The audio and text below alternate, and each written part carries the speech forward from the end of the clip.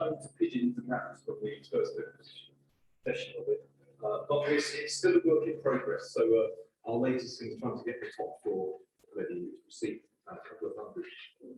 So it's not a little project, but Jim's fitting radiators to a room because at the moment all our children work and mums and ladies are all in the floor, but all in one big room simultaneously. So it's all this chaos, but more chaos than always, I think. So we're trying to get another room finished. That's what Jim's doing. Anyway, School of Theology, that's what we're doing now. So welcome. It's just lovely. I don't think this year we've kind of done anything actually orderly present together. Everybody. So it's nice to see you've all got names. It's great. So welcome. And let me introduce Rebecca to you. Rebecca works in City Hope Church in right in the centre of London, near Tower Bridge. And so it's great to have her here. So she does all sorts of theological things, regular church there. So I'll hand over to you. Thank you. So welcome. Richard. Good. Well, thank you, Richard, and thanks everyone for coming out. Well done for coming out on Saturday morning. Well done. It's so nice, isn't it? So to be in the room together, not only to see you've got legs, but thank you for putting the trousers on. Like the Zoom days. Really lovely to be here. And I've never been to Worcester before, so it's a treat for me. I spent last night in Malvern with some friends, my husband, which is quite beautiful, isn't it? Yeah. So we never used to go on the train to London, which is also a bit odd. A long, busy train ride, the first time in a long time. So it's very exciting. I'm excited to be here. It's great to see you. It's very quiet here, isn't it? I was just chatting to Jones a bit about somebody she knows who just moved from Lewisham, which is very close to where I live in London. Never quiet, ever. Up to Bolton. It's a bit of a treat to be here, and actually also to be in this fabulous new facility. It's such a lovely building. God is really going to use it, and you, as Hope Church, you serve your community and the church. So. And just a little bit of preamble, really. So, in this course, which you're doing biblical theology, going through the Bible a bit at a time, and then alongside systematic theology, looking at a theme of theology that sort of ties in with that Bible. And in the past, on this course and with similar ones, I've done a module for you on Acts 1 to 8 and Doctrine of the Holy Spirit, which is very much about story, very much about things that happened, and the scripture is narrative. This happened, and this happened. We're following events of the growing church in the early church, and then looking at the way the Spirit is involved. Well, today is very, very different, and it's going to be a lot more philosophical. So we look at wisdom literature and suffering. So a lot more philosophical, very different style, and you'll see actually the style of the scripture is very different. It's something not very familiar. I make an assumption there, sorry. Some of you will be poets, I'm sure. Any poets in the room? Yeah, some of you will be poets or read poetry, engage in poetry. But Hebrew poetry, maybe we're less familiar with, and that's the genre that we're going to be looking at today. So it's very different. So any bit of work module I did, if you remember on that. Okay, so wisdom literature of the Old Testament. So you've got some notes which I sent out, which will hopefully roughly follow along with what I say and be useful to you. So in the Old Testament wisdom literature, I'm going to talk today about Proverbs, Ecclesiastes, and Job. Some people will put Song of Songs in that category of wisdom literature. I'll talk about that very briefly later. But first of all, what I wanted to do was to sort of get us thinking really about what is wisdom. Very easy, isn't it, to use the word and around words, and then we stop and think, what is it? It's not always that easy to define. And some of you will be familiar with a chap called Jordan B. Peterson. He's a Canadian psychologist, he's not a Christian. He's written a couple of books that have been really very successful. One called 12 Rules for Life, and then a sequel with a very similar name. Can't remember what it is, but he's getting a lot of attention for what I think what he's doing is he's trying to dispense wisdom for today to people, and he's getting an awful lot of attention because of it. You've only got to Google or go to YouTube and put his name in, and you will find hundreds of videos. But he was asked this question on a phone-in or not phone-in, type-in. What is wisdom? And we're going to watch a little video clip of him. I think by the looks of it, I think this is genuine. On the spot, off the cuff, he's thinking about answering this question that somebody's asked him. What is wisdom? Let's see what he has to say.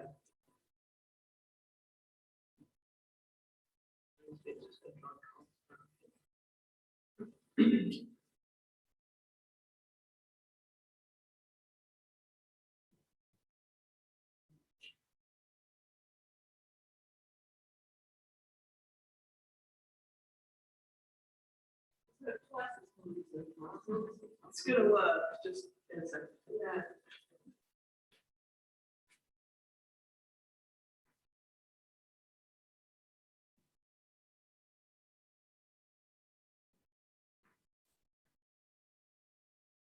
Please say it.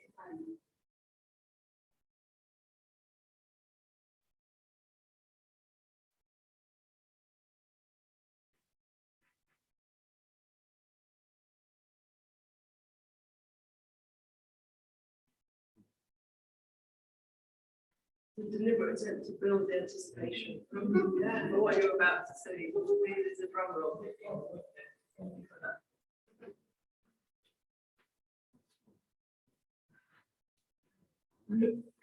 Now, this is the next thing.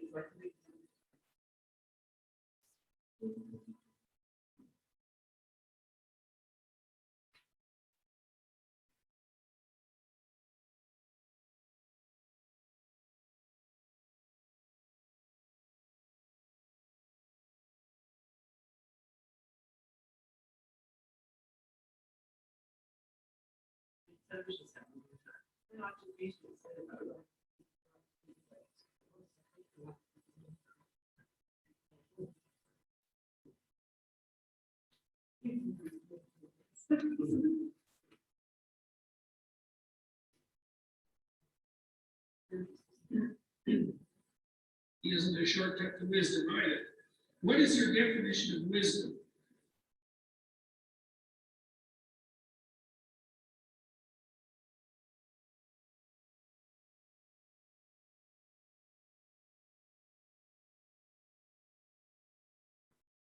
Well, there's the Old Testament, that's the fear of God is the beginning of wisdom.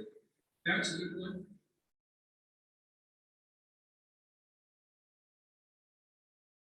I think wisdom is in part the willingness to come to terms, the knowledge of your own capacity for malevolence, that's wisdom. The desire to rectify that, the wish to set the world on a pathway that leads it closer to heaven, farther away from hell, that's wisdom.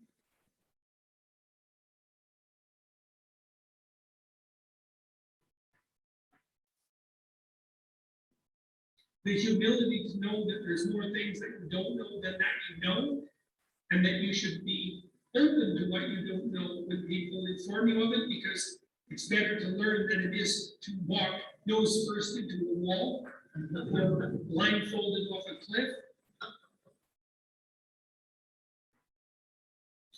The knowledge that you don't have the right to be a judged being without having given it your utmost, that's wisdom.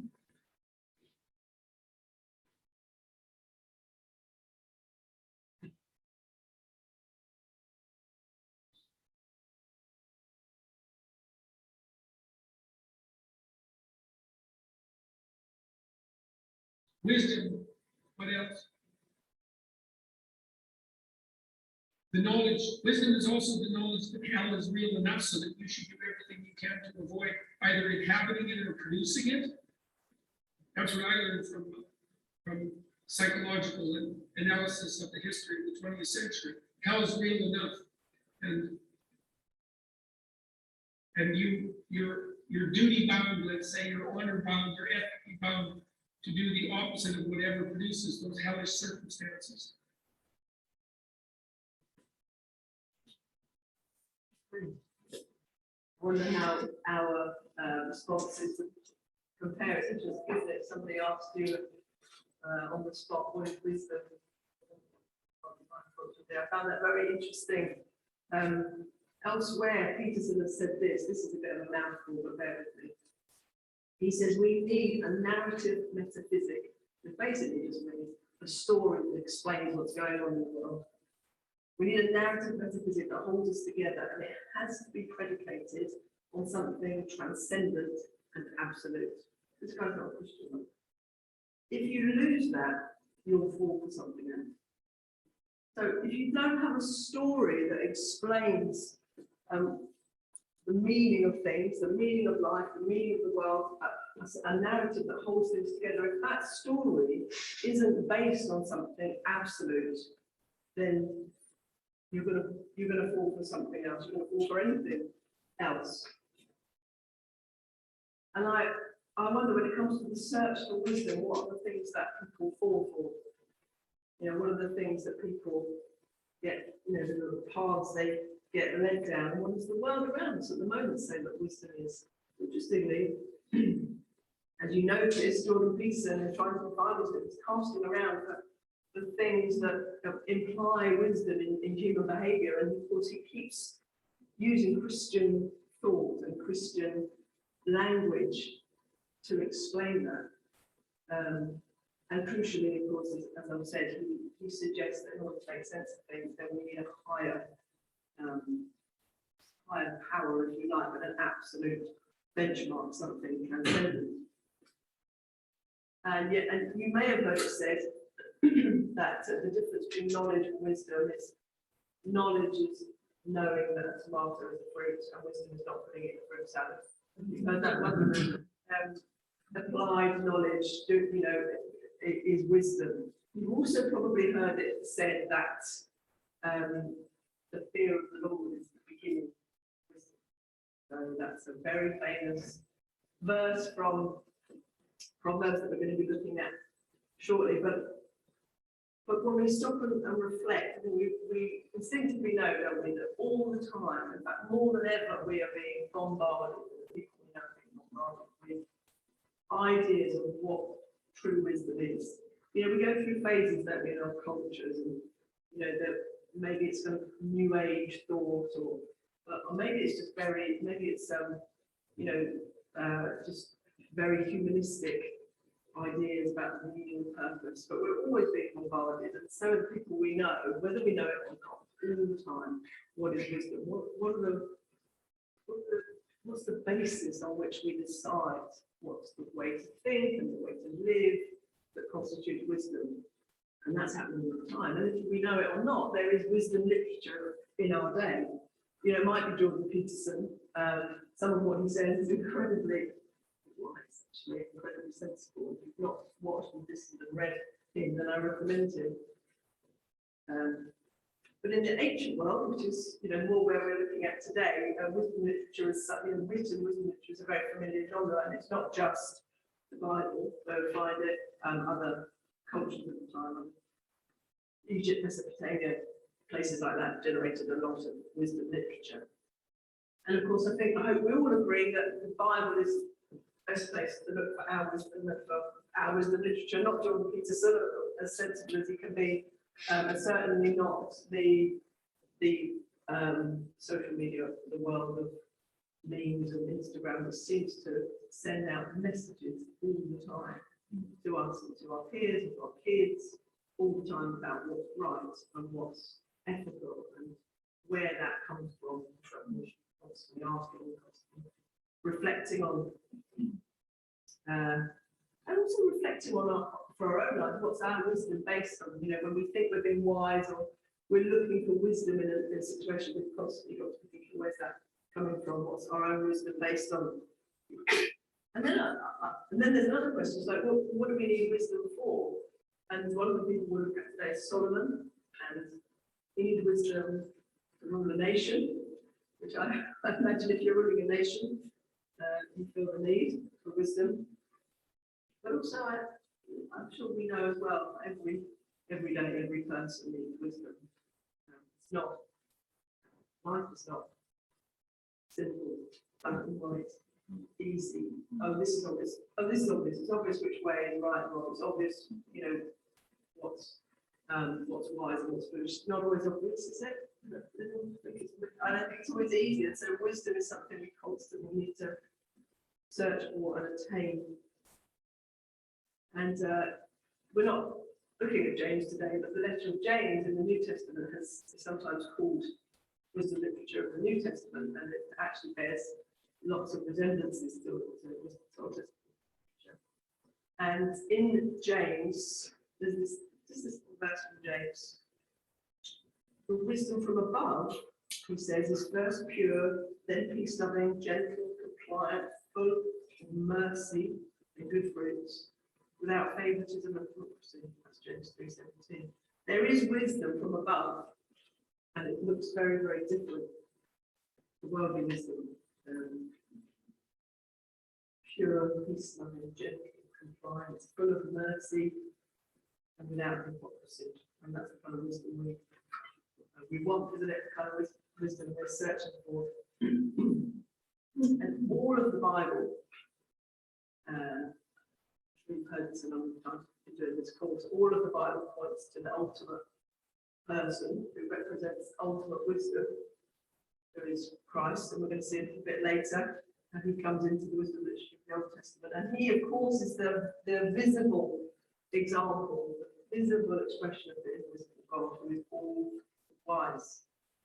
And as we'll see, the main protagonists we're going to look at today is Solomon and Job particularly, and they both represent types of Christ. You're familiar with the idea of types, people, and even themes sometimes which foreshadow Christ, which in some way in their lives and examples point to Christ.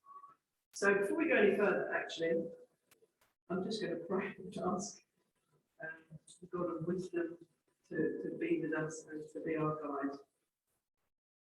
So Father, we thank you that in our everyday life, as we look to live in ways that honour you, in ways that point to you, in ways that signpost others to you, Lord, we need your wisdom. And I thank you that your word also says if we lack it, we just need to ask. And so we come to you, our Father, we ask you today, be our guide, Spirit, come and enlighten our minds and open our hearts to receive from you.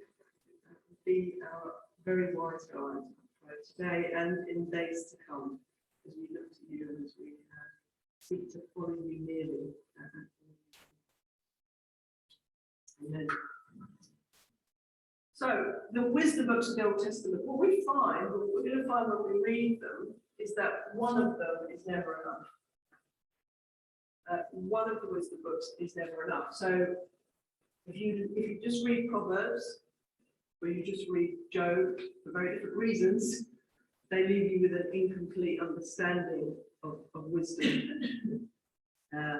They kind of leave you with a partially done puzzle. You know how frustrating that is.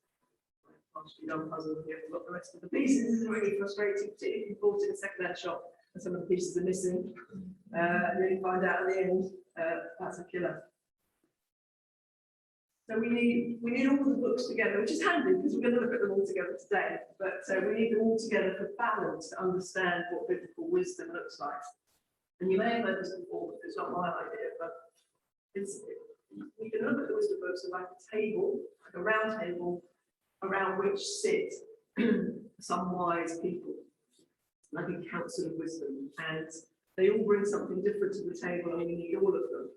And so you'll see this if you've ever looked at the Bible Project videos. If you haven't, I recommend them to you. They're super, very, very helpful. But they talk about this idea of people representing these books, and so they're quite just helpful little prompts, reminder. And this is what we've got around this metaphorical table, we've got three people, and they're all trying to help us answer big questions about life. And what none of them do, so some of the other sessions we've done in this course will be about the story of the people of God, the story of God's action in his world. Some of it will be just narrative history, some of it will be didactic and straightforward teaching like letters. And none of these people do that.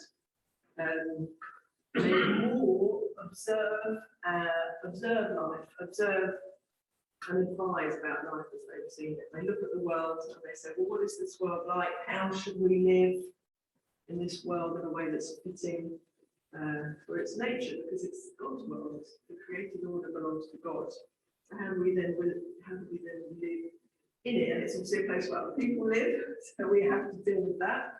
And it's a place where there's wisdom and folly, good and evil. And so, let's look at it. And of course, they do it as well through the medium of poetry, as I've already said. And some of it is compositional, sort of teaching poetry. Some of it is very dramatic poetry, as you'll see in Job. So it's maybe not as straightforward sometimes as we would like. I don't know about you, I'm quite a linear thinker. I like to know where the way to be, and I like to know what the points are along the way. Whereas in poetry, you don't really get that. So if you're like that, you need to work a bit harder. But around this table then, who have we got? So we've got the young, wise teacher. She represents Proverbs. She's knowledgeable, she's very knowledgeable about all areas of life. She sees wisdom running through life, points us towards it in matters of love and family, and work and money, justice, and she gives maxims, if you like, principles for life. And so she gives us guidelines that will help us live in a way which is likely to produce a good life, fruitfulness, long life, success. But I think most of us know by now that life's not always quite that simple. So we need others. We need Ecclesiastes, who's represented by a middle-aged critic. In the Bible Project, this looks quite suave. The middle-aged critic. So he's noticed actually that right choices, pursuing wisdom, it doesn't always lead to long life and happiness. To be honest, the world seems a bit unfair, a bit random at times. So what do we make of that? And he's a bit world-weary and a bit weather-beaten, but at the table, his perspective is a useful one. And then to complete the round table, we've got the wise old man who's seen a lot of life. On the block. Some of us know some people like that. They're very, very helpful people to know. And he brings a different and unique perspective to the question of what does wisdom look like. And that's the book of Job. And together, really, we need all three together to come to a rounded and a mature understanding of wisdom. They together exhort us to pursue wisdom and to shun folly, foolishness, and to do so by realizing, as we said at the beginning, wisdom, real wisdom, has to be based on something absolute. And before we get into Proverbs, which is the first book we're going to look at, you notice I didn't put the two lovers at the table. So around this table, you could have put the two lovers who represent Song of Songs, which some would put in the category of wisdom literature. The book is so different in its theme. I've made an executive decision that I'm not going to include it around the table today, but as I'm sure you know, it's a book of Hebrew love poetry. It's full of imagery, really intense love and desire. It's about a shepherd and a village girl and their love for one another as they prepare for marriage. And while it is definitely it's Hebrew love poetry, it's also can be read allegorically as referring to Jesus and the church, Christ and the church. And it's a picture then of Christ's love for the church and also the desire for all people to be known and to be loved. And also to return to that perfect garden imagery of Eden, where we know God fully and God fully knows us. That's Song of Solomon. Sorry to sort of sweep it to one side. But that's what I'm going to do. All right. Okay, let's have a quick look then. Let's go to Proverbs. So in Proverbs, as I say, we find a brilliant young teacher. She has wisdom. And as I already said about the tomato at the beginning, wisdom, and the Hebrew word for wisdom here is it has very much a sense of practical, lived out knowledge that's applied, if you like. It's not just knowledge or understanding, it's something that's gritty and applied. Otherwise, it's not really much use. And of course, wisdom is a part, as I always said about Jesus, is a part of God and who he is. And so it's no surprise that Proverbs tells us that the beginning of wisdom is what? It's the fear of the Lord. And I don't know about you, but in my experience of growing up in churches, in my tradition, it's not something we talk about very much, the fear of the Lord. And yet we'll find throughout the literature that we're told it's the beginning of being wise. So it's good to just reflect on what that means. And the way I tend to think of the fear of the Lord is a kind of a right ordering of things, you know. So it's keeping God in his place and keeping us in ours.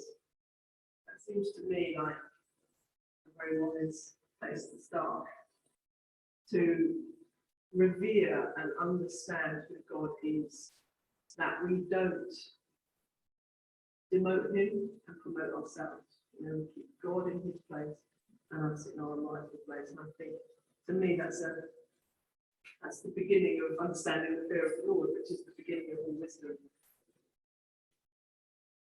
So there's a quote from the African Bible Commentary about Proverbs in general. I'm just going to read it. It says this: although the thrust of the message of all proverbial law is to live wisely in the context in which we find ourselves, I've stopped already. So, of course, all across the world, across cultures, across history, there are proverbs, aren't there? There's proverbial law. There's all sorts of proverbs. We'll come up with a few later, I'm sure, that we know and like. But and they all have the same sort of job, helping us to live wisely in the context we find ourselves. However, he goes on, biblical proverbs are given in the context of the scriptures and therefore in the context of the special revelation God has given to humankind. Biblical wisdom cannot be properly understood unless we relate it to the covenant relationship with God and his people. This statement applies equally to the so-called absolute statements made in Proverbs, to Job's struggle with God's seeming injustice, and to Solomon's struggle in Ecclesiastes with the many injustices and contradictions he observes in human life. All these seemingly intractable problems have to be related to the sovereign creator and Lord of the universe and his mysterious ways of dealing with his creation and with his covenant people. It sounds like we need to know really about Proverbs. In other words, biblical proverbs don't inhabit the same space as all the other proverbs. They are God's wisdom. I'm trying to think about some proverbs that we use in our everyday language. Proverbial law, I don't know if I can think of any. I quite like if ain't broke, don't fix it. You know, that whole thing was just like, just leave well alone. It's okay, just leave it alone. That's a good one. You can take a horse to water, but you can't make it drink. I find that comes in handy quite a lot. So much for a person, you can't actually make them, you know, react in the right way or make a good response. Anybody got any favourites on the shows?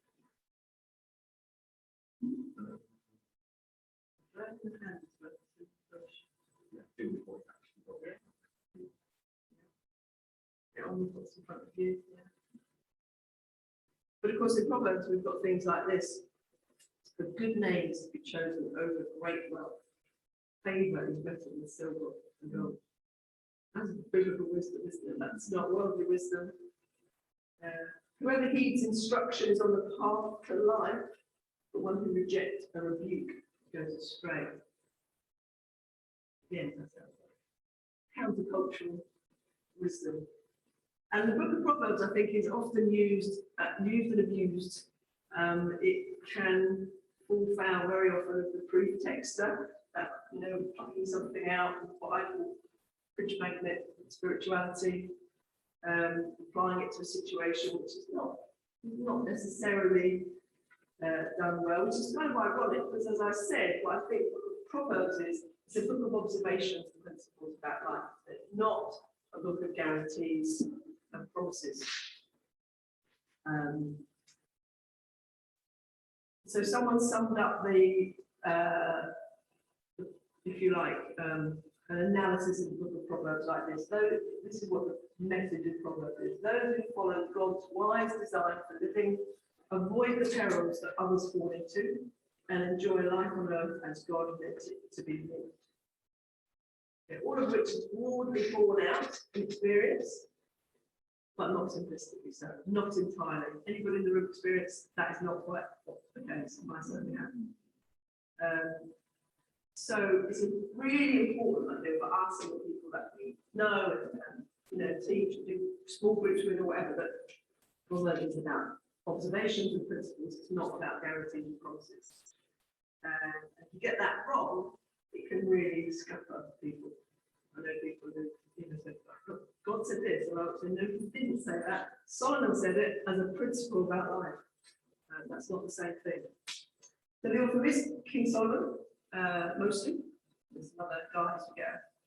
And you look in here and there, it's mostly a book written by Solomon, and it's a book written in order to dispense wisdom to his son.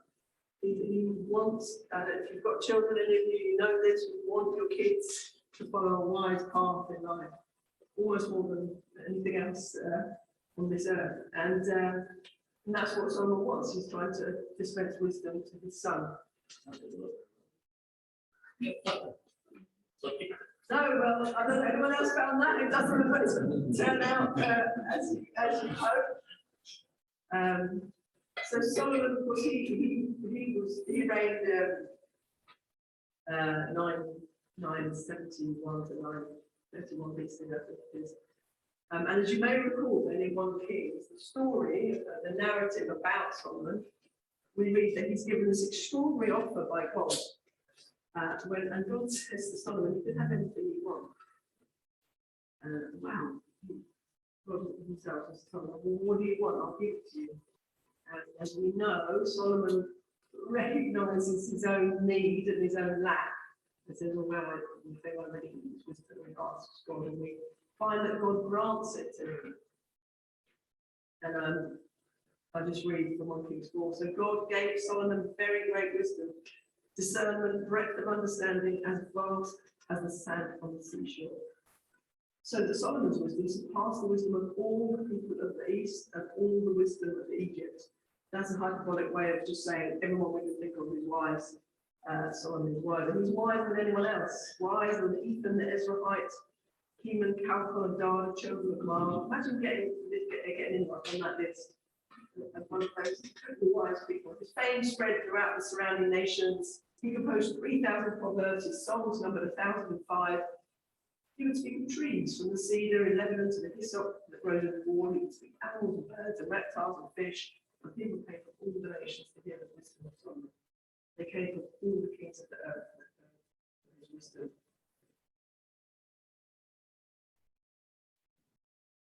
Okay, before we get into then the breakdown of Proverbs, is this a good moment for a break? Josephine, or do you want to? Okay, 40 minutes. I'm happy to keep going. Yeah, no, well, let me do this. I'm sort of looking at your schedule, but I'm happy to play it by ear. Yeah. So, as it says in your notes, some people like this sort of thing, some people don't really care, but it's useful to some of you, this how we break down the book. And of course, if you start reading a book like Proverbs, I think sometimes it's easy just to think, oh, you can read a couple of those verses. Some of you might have read Tim Keller's devotional on Proverbs that came out a couple of years ago, which is helpful because sometimes it's a sort of book it doesn't really feel like it's going somewhere, it feels like it's got a plot.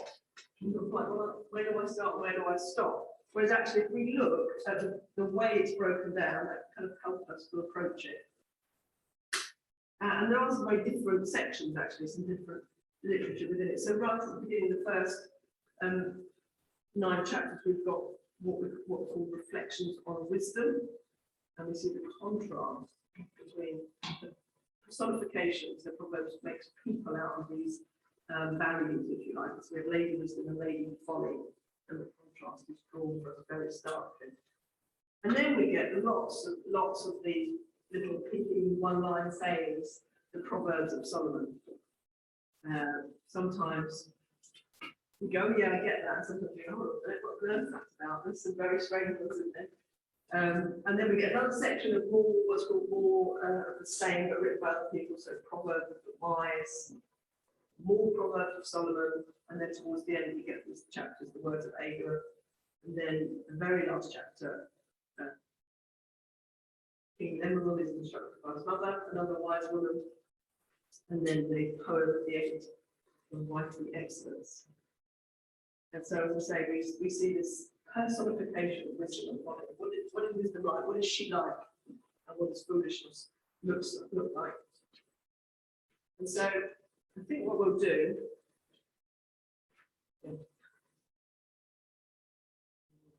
We'll read this couple of excerpts. So right at the beginning, chapter 1, Solomon is trying to set out what wisdom is and what he does to make her a person. And wisdom does this. She cries out in the streets. This is from chapter 1, verse 20. In the squares, she raises her voice. She's a tree of life to those who lay hold of her, those who hold her fast before happy. Doesn't wisdom call out? Doesn't understanding make her voice heard? At the heights overlooking the road, at the crossroads, she takes her stand. So the gates leading to the city, at the main entrance, she cries out, people, I called out to you. My cry is to the children of Adam. Learn to be shrewd. You who are inexperienced, develop common sense. You who are foolish, listen. But I speak of noble things, and what my lips say is right. Wisdom sounds like a woman you need to listen to. Whereas we contrast then in chapter 9, we read about folly. Folly is a rowdy woman. He writes, she's gullible and knows nothing. She sits by the doorway of her house on a seat at the highest point of the city, calling out to those who pass by, who go straight ahead on their paths. Whoever is inexperienced, enter here. To the one who lacks sense, she says, stolen water is sweet, and bread eaten secretly is tasty. But he doesn't know that the departed spirits are there, that her guests are in the depths of the grave. It's very dramatic, isn't it? Just using poetry to set out what wisdom looks like and what folly looks like. And they do this in this very stylistic way of making them into people, which I think is very appealing, actually. It's not a very Western, modern way of writing, but very appealing. And then the rest of the book is simply these proverbial sayings about life, observations about life. So they're principles which can be really useful to hang on to, and I bet some of you have got some of these little proverbs tucked away that you recall and bring to mind as maxims for life. The principles such as this, famous ones, chapter 16, verse 3, commit your work to the Lord and your plans will be established. Again, it's important to remember it's not a promise, it's a principle, it's an observation for life. But if you don't commit your work to the Lord, you can't really complain. This one, train children in the right way when they're old, they won't go astray. Again, as we already said, it's not a promise, it's not a guarantee. It's a bit like that one reminds me, you can't teach an old dog new tricks. You know, if you want to teach someone something, get them when they're young. That's the principle I understand. This is a great one, 21:21. Whoever pursues righteousness and kindness will find life and honor. Are there any more? Has anybody got any other of those really great people sayings, proverbs that they cling on to? Probably come out with the best ones already. So here's all the best ones.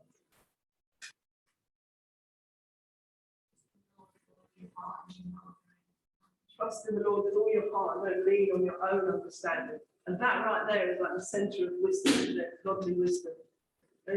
Don't trust your own understanding, knowledge.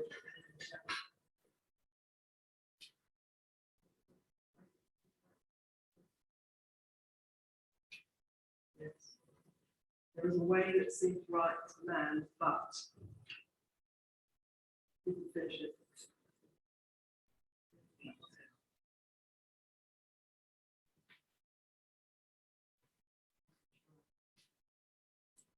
So these things, they're good, aren't they? They're true and they're important, and they're really great things for us to know and to put away and to remember about God, about His world. But of course, they're not guarantees. And in general, okay, we can affirm that you want somebody to train somebody in the way of faith when you want to start and young, you want to build it into their knowledge of God and His ways, but there are no guarantees. And it's a bit like foreign languages. If you want to learn a foreign language, start young.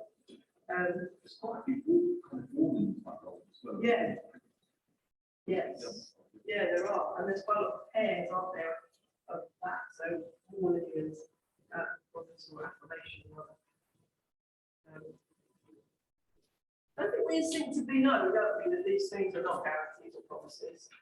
But I think unless we understand how to read different bits of the Bible as they're written, we can come unstuck sometimes with the different genres. And particularly with, we know when we're nurturing new Christians, it's really important that we help people understand how to read the Bible. So this, for example, let's just drill down exactly the same point. So Proverbs 3. At the beginning says, my child, do not forget my teaching, but let your heart keep my commandments, for length of days and years of life and abundant welfare they will give you. So in the last module I taught here, we looked at Stephen in the deacon in the Acts of the Apostles. And I think Stephen might confound your understanding of Proverbs 3 if you were to take that as a guarantee. Stephen, full of the Holy Spirit, doing signs and wonders, and of course he's killed for his faith, he's martyred, executed for his faith. He didn't get length of days and years of life and abundant welfare, he got execution. And that's a fairly big example, but I think we've all got, I'm sure we've all experiences in life, and people that we know have experiences in life who want to know why they've got trouble, rather than what they thought they might get from God. So I like to labour the point, but I think it's very important. And I've witnessed the number of people who've not really understood what Proverbs is trying to do. And, of course, remember that Proverbs 1, only one of the people at our round table are Councillor Wisdom. So alongside her, we need the others just to bring balance and to get a really of all this view of wisdom. There isn't much in life, I think, that isn't covered in the book of Proverbs, actually. It talks about all kinds of situations, but it's bookended, as I've already said, and that's what we're going to look at just a moment, by these two women who are wise, who are pictures of wisdom. So we have Lady Wisdom right at the beginning, and then we have what is known as the wife of noble character at the end. We'll come to that in a minute and have a look at those together. But first, I think we're going to have coffee, yeah. You'll have to bear with us because one of the coffee pots that we thought we had is leaking on the seat. Oh. So there's some freshly brewed coffee, and then there's some stuff that is the most like freshly brewed coffee we can make for you. So it depends if you're lucky or not. As the book of Proverbs doesn't say, he who's first in the queue gets the best coffee. So there we are. So, and there's some pastries and things there. So we'll have a 10-minute break. If you need.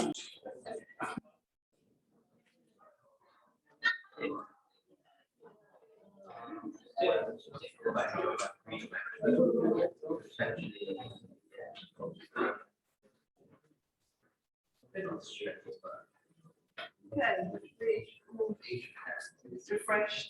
See and change it up. I got a good coffee, about it.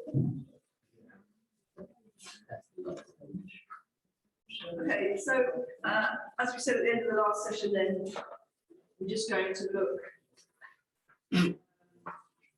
Let me just say this, sorry, caveat. I'm sure every people who have this course said this.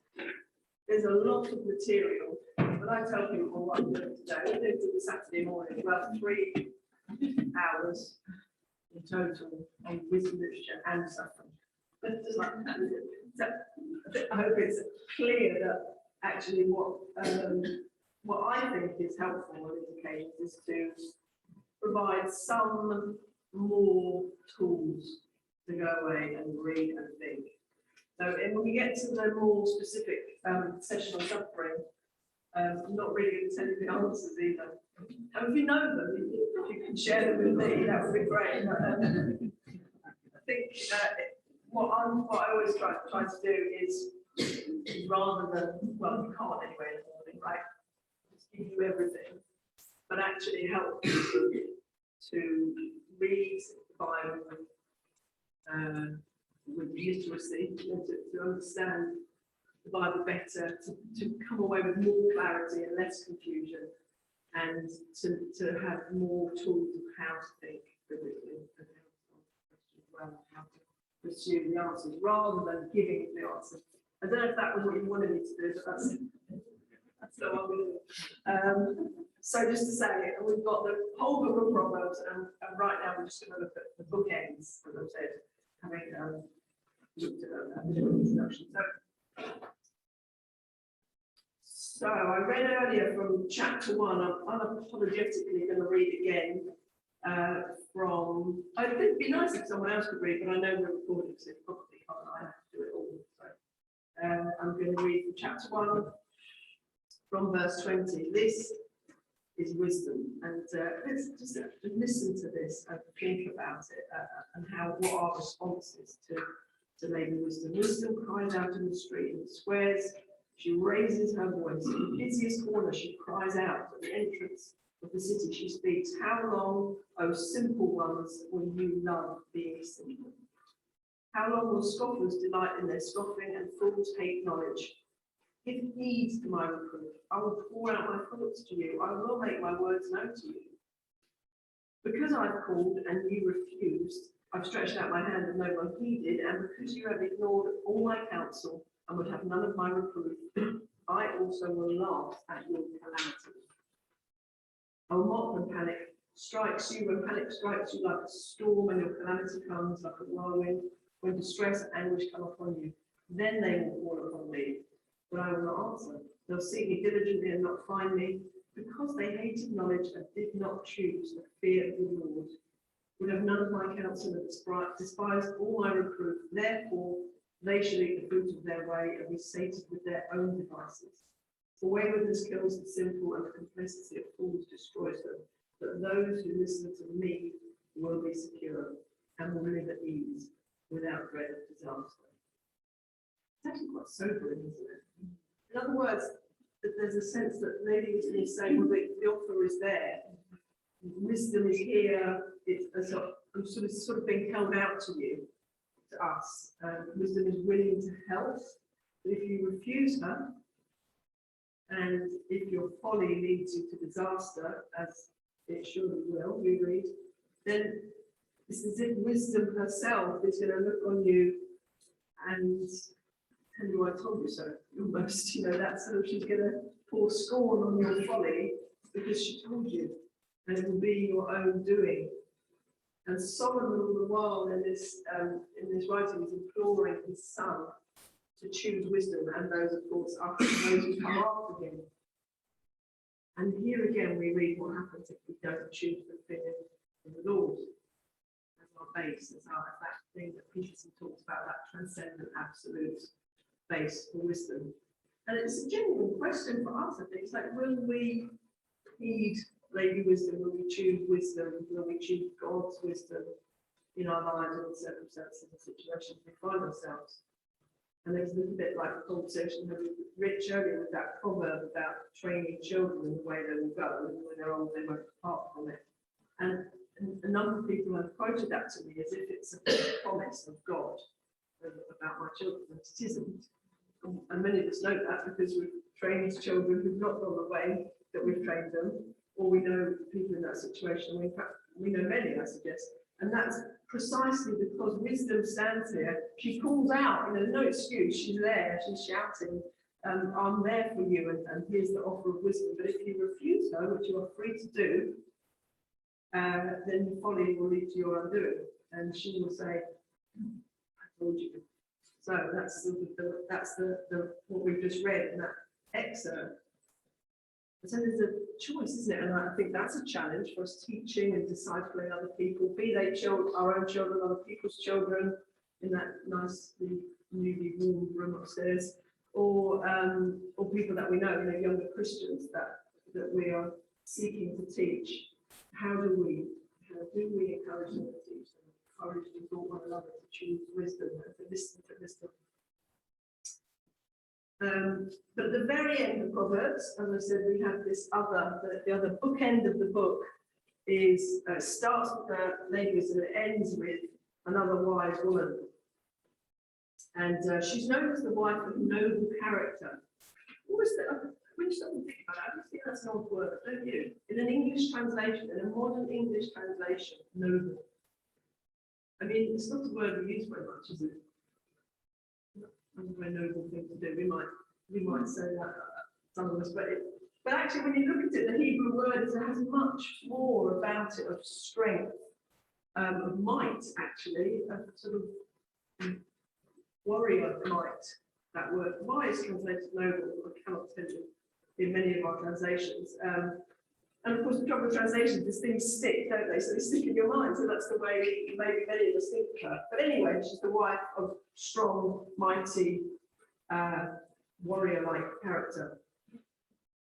And the very finale of the book, it's an acrostic poem, which maybe so I started off by saying we're looking at Hebrew poetry, and we miss so much, don't we, when we don't read the original languages. I mean, I don't read original languages, I wish I could, because we miss so much obviously by reading the translation.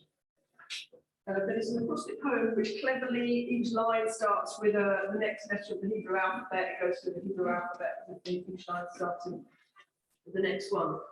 I just take a moment to appreciate that, and the person who wrote that, pretty clever. I'm not a poet at all, so that impresses me. But importantly, the poem about the wife of noble character, or the wife of might, is that it's not primarily an example of Christian wives to follow. For those of you who've been, isn't it really?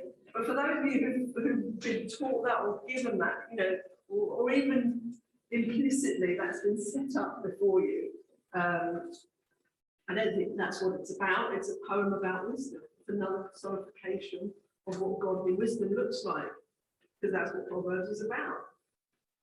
And what I'd love us to do is for you to turn to you've got the whole of that poem printed in your notes. In the translation I've given you there, it starts a capable wife who can find. That's that word noble. The translation is capable, slightly better. And then it goes on all about her, and remembering that it's a poem about wisdom, personification of wisdom. What I'd love you to do is just look at it, listen to me all the time, turn to the person next to you, or get a couple of people around you, look at it together, and look at the ways, all the different ways that this poem talks about how godly wisdom is expressed in life and the nitty-gritty. Remember, we talked about knowledge being wisdom being applied knowledge. It's practical, it's for using, not just for knowing stuff. And so in this poem, we just find loads and loads of ways in which wisdom is seen in the real life, in the everyday. So I just think it'd be helpful. It's stuff you're going to remember more if you do it together rather than just listen to me. So why don't you turn to spend a few minutes, is that okay? Just looking through that poem together and make some notes. If you want to make some notes, different ways in which you see godly wisdom exhibited in this woman's example, and then we'll just have a quick feedback when you've done that. Don't be shy.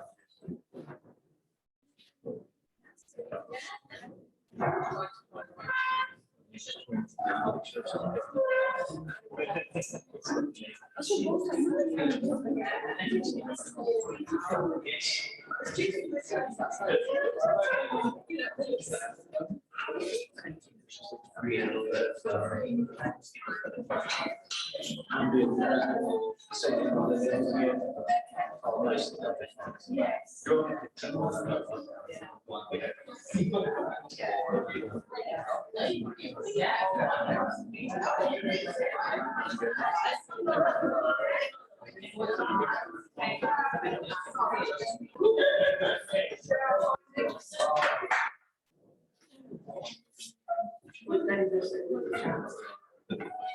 I just had a conversation with you.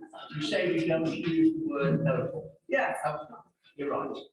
Except when you go into the chemistry class and the teacher refers to the noble gases that don't get corrupted by anything else.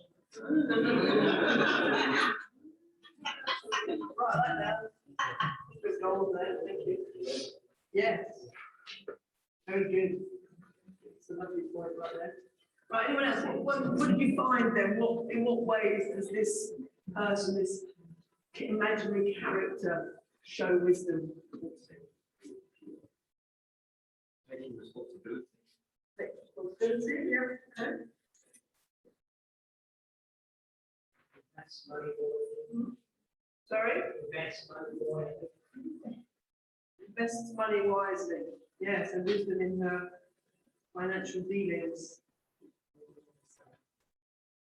Money is one of those ways we can exhibit folly, isn't it?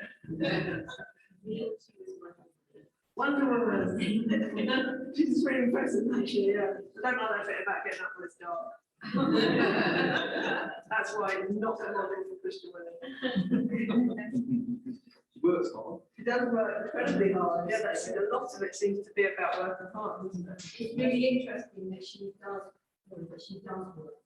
Yes. This is her working woman. Yeah. She is weighing on the other she's investing money. She sees this kind of stuff. It's really empowering the Yes, women in the indeed. church, and it's we want to go to in the Excellent. Yes. She's not a quiet stay-at-home. No.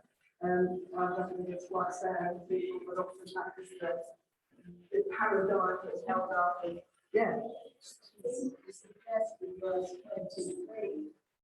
But the only thing her husband does is chat to him. That's a misunderstanding. We like being on the council. So what? Yeah. He's got all the skills that anyone could want to keep a family and the whole city going. Yeah. Yeah, I think obviously, now interestingly, obviously, as I've said, this is a poem about wisdom and what wisdom actually looks like when it's put to work. But we'll come to some other bits and pieces from there in a minute when it's finished. But of course, something raised earlier that it's interesting, isn't it, that in a very patriarchal culture and a book written by a very powerful man, the personification of wisdom is female, and make of that, what you will. But also, as we said, that's partly maybe because the way to wisdom of folly was definitely born out in Solomon's life, not reflected by what you do with the opposite sex. Not entirely, but clearly, wisdom is pursuing a wife of this sort for Solomon, and folly is actually being drawn away by women like this, which is exactly what happened to Solomon. It didn't end well because he got drawn away by all sorts of women, which you can argue wasn't exactly the women that was the issue. It was the, getting to bed, if you'll pardon the metaphor, with all the other nations who represented exactly that corruption and compromise of God's people in His kingdom. But anyway, what else? So one of the things I like is she's not afraid of the future. She laughs at the time to come. And one of the things that I like is that the wife will always put herself down, so put her family first. Yes, that's real countercultural godly wisdom, isn't it? Serving whoever it is that God has put in front of you. And these characteristics we see, we can't only apply them in a house where a woman has a household, you know, wisdom is something we all aspire to, and our ultimate wisdom is found in God. But obviously the ways in which practical lived out wisdom is seen is not only for married people or people with children. I hope that's a very obvious point to state.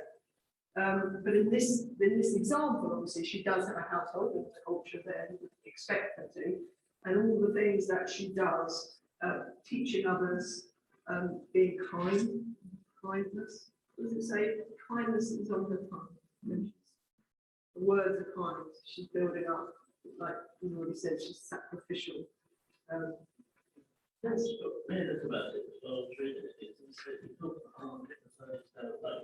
They didn't read like this. It's called Squash Cinderella type, who's burning with oil and completely flat out. Is that someone who's in charge? Is it someone who's giving to others, who's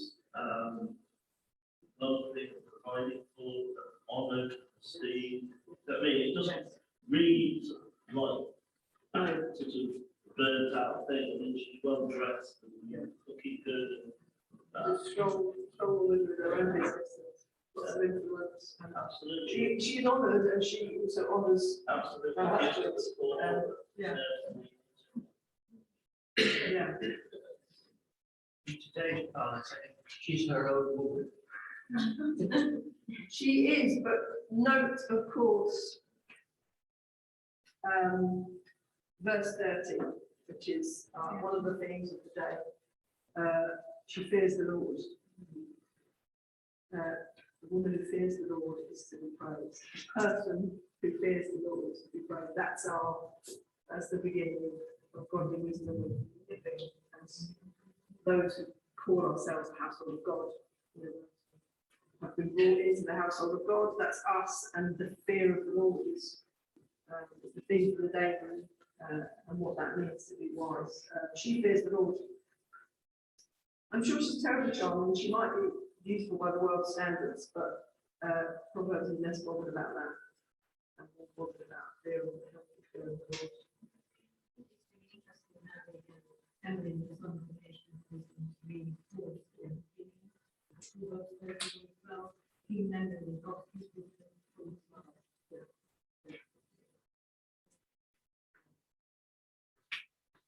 We're all going to go and read Proverbs now for your morning devotionals.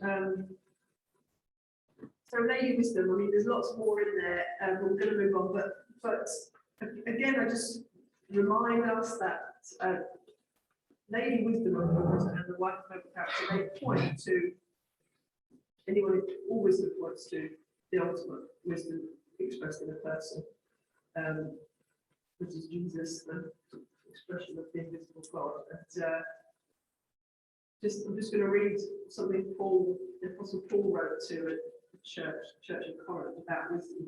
And if you read the letters to Corinth, you see they needed wisdom, they needed lived out practical wisdom in Corinth, like we all do. But Paul wrote this just to wrap up on Proverbs. Where is the one who is wise? That's chapter 1. Where is the scribe, the writer? Where is the debater of this age? Has not God made foolish the wisdom of the world? For since in the wisdom of God, the world did not know God through wisdom, God decided, through the foolishness of our proclamation, to save those who believe. Jews demand signs and Greeks desire wisdom, but we proclaim Christ. Stumbling block to Jews, but foolishness to Gentiles. But to those who are called, both Jews and Greeks, Christ, the power of God and the wisdom of God. God's foolishness is wiser than human wisdom, and God's weakness is stronger than human strength. Just sums up really our pursuit of wisdom will look very different to the world's wisdom, and we should not apologise for that. Okay, so that's Proverbs. That's Proverbs. Go away and read it. I do recommend actually Tim Keller's book, The Way of Wisdom, is it called? It's on the back of your notes, some other recommendations, which is like meant to be a devotional, taking you through Proverbs and looks at Proverbs thematically as well. So I'm going to turn to the middle-aged critic coming in, but he's also at the table with Lady Wisdom, the young teacher, because we very much need his input into what we've already seen. So there's a quote here, I think it's in the notes, from an article by Justin Taylor on Gospel Coalition, and he says this: Proverbs emphasises the rewards that come to those who follow the way of wisdom. We've seen quite a lot of that. While Job and Ecclesiastes question the connection between behaviour and consequences. It seems to suggest things are not quite that simple. So does that mean that Job and Ecclesiastes contradict Proverbs? Not to speak of the other strands of the Old Testament that imply that things happen to good people and bad things happen to bad people. We won't be surprised to hear that the answer is no, they don't contradict one another, but they more complete one another, or critique one another, and that's why we're looking at the three together around the table, if you will, so that they provide a correction or a critique and a completion of one another. And I think this is a good thing, it's a good lesson in reading the Bible in general, actually. Because you may have heard it said that the Bible is the best commentary on the Bible. It doesn't mean you don't need other commentaries, you very much do. But actually interpreting the Bible through the Bible is super important. And as soon as you take a verse or a chapter or even a book out of the context of the whole, you can misunderstand it. That's a good lesson in Bible reading, full stop. But with wisdom literature, I think it's really clear, actually, as we'll see, putting these books together, we need all of them. If we read Proverbs on its own, life seems pretty simple, like formulae, wise choices lead to success. But if you read Ecclesiastes on its own, you're going to get depressed pretty quick. Yeah. Here's a funny true story. It's not that funny because you don't know it, but my husband and I, when we got married, we decided on our honeymoon we were going to read Ecclesiastes together. I don't really know why, but we did. It's fine, 20 years later, we're still married, so. But yeah, that was I don't necessarily, it's not the most uplifting book, but it is a really good book and a really interesting book. So, but it starts off, as you may be aware, with this kind of slightly despairing cry of like everything is just pointless. So vanity, you might be familiar with that, vanity, everything's vanity. So futility, what's the point? He says, like, life is complex, it's hard. In the end, nothing you do lasts. You can choose wisdom and things will still go pear-shaped. Like, you know, that's the question of Ecclesiastes, which is why we desperately need this dialogue between our young teacher and the middle-aged critic. So we don't know for sure who wrote the book. So traditionally, of course, it was ascribed to Solomon, but the father of wisdom, if you like, as he's known. And it starts like this, which leads us to think maybe that's what we're meant to think. The words of the teacher, son of David, king in Jerusalem. It's not exactly conclusive. I guess you could say that could apply to any Davidic king. But Solomon, as the father of wisdom in the tradition, you know, Ecclesiastes has always sat in that tradition of Solomon's wisdom. And in chapter 1, we read this, which sounds like Solomon. I, the teacher, when king over Israel and Jerusalem, applied my mind to seek and search out wisdom. All that is done under heaven. It is an unhappy business that God has given for human beings to be busy with. And so all the deeds that are done under the sun, and see all is vanity and a chasing after wind. What is crooked cannot be made straight, and what is lacking cannot be counted. I said to myself, I have acquired great wisdom, surpassing all who are over Jerusalem before me. And my mind has had great experience of wisdom and knowledge. And I applied my mind to know wisdom and to know madness and folly. I perceive that this also is but a chasing after wind. In much wisdom is much vexation, and those who increase knowledge increase sorrow. Gosh. Anyway, so he's a Solomon-like character, I think we'd say, although if you're interested in this sort of thing, more modern text scholarship would suggest it's actually written much later. Not by Solomon. But it's obviously in the tradition of Solomon, and that's the idea. That's what we're going to take from it. But we, like many books of the Bible, obviously who wrote it. But throughout, we read about this character, the teacher, or some form of the preacher, and he's searching. You know, he's researching, if you like, the meaning of life. He wants to know what's the point of this existence. He also said, you know, it's the message of Ecclesiastes. He searches for meaning because life appears pointless. Death is the destiny of everyone, and you might as well just enjoy what you've got because you're going to die anyway. It's very much the feeling of Ecclesiastes. And it's, if you like, it's quite a sober antidote to the prosperity gospel and the proof texter who wants to imply that if you do A and B, then X and Y will result. Ecclesiastes is not having any of that, and it can have a slightly faithless and fatalistic feel at times. But as we're going to see, there's a bit more to it than that. So I was going to ask you to do this in little groups, but actually we won't do that. We'll never get you back again. But we'll do it. Just say if you've got anything, if you've got an answer to this. So to the question, okay, that people might have, a bit like the teacher's question, if life appears a bit random, and I make good choices, but things can really go wrong. Can you tell me what's the purpose of life? What's the purpose? One, what's the meaning of life? Really, if somebody were to ask you that question. And two, what's the point of being good? Or what's the point, the teacher might say, what's the point of making wise choices? Because it's not like Proverbs says, in this kind of experience, it's actually the opposite. So what's the point? That's a genuine apologetics question that people have, isn't it? I don't know about you, I still not have it. But have you had conversations like that with people? Or have you heard good answers to that question? Yeah? People not listening. Share your wisdom with us. Yeah, you can say. Not so much the answer to the question. Yeah, you've been asked that question. Yeah. Yeah. It's one of the major questions of life, really, isn't it? Like this thing everyone's looking for wisdom. How do I live? How do I think? What do I choose? And what do I base that on? Where's the wisdom coming from? Okay, so the structure of the book, then again, some of you find this helpful. This little schema actually comes from the African Bible commentary again. So the first couple of chapters are very much this kind of railing, what's the point? This vanity futility word that pops up a lot, and it's probably a better translation of that word is vapor. There's something like a breath, a vapor. It's like a puff of wind here today, gone tomorrow. It's something you can't grasp. It's like a vapor. Rich and poor, wise and foolish, hard worker and sluggard all come to the same fate in the end anyway.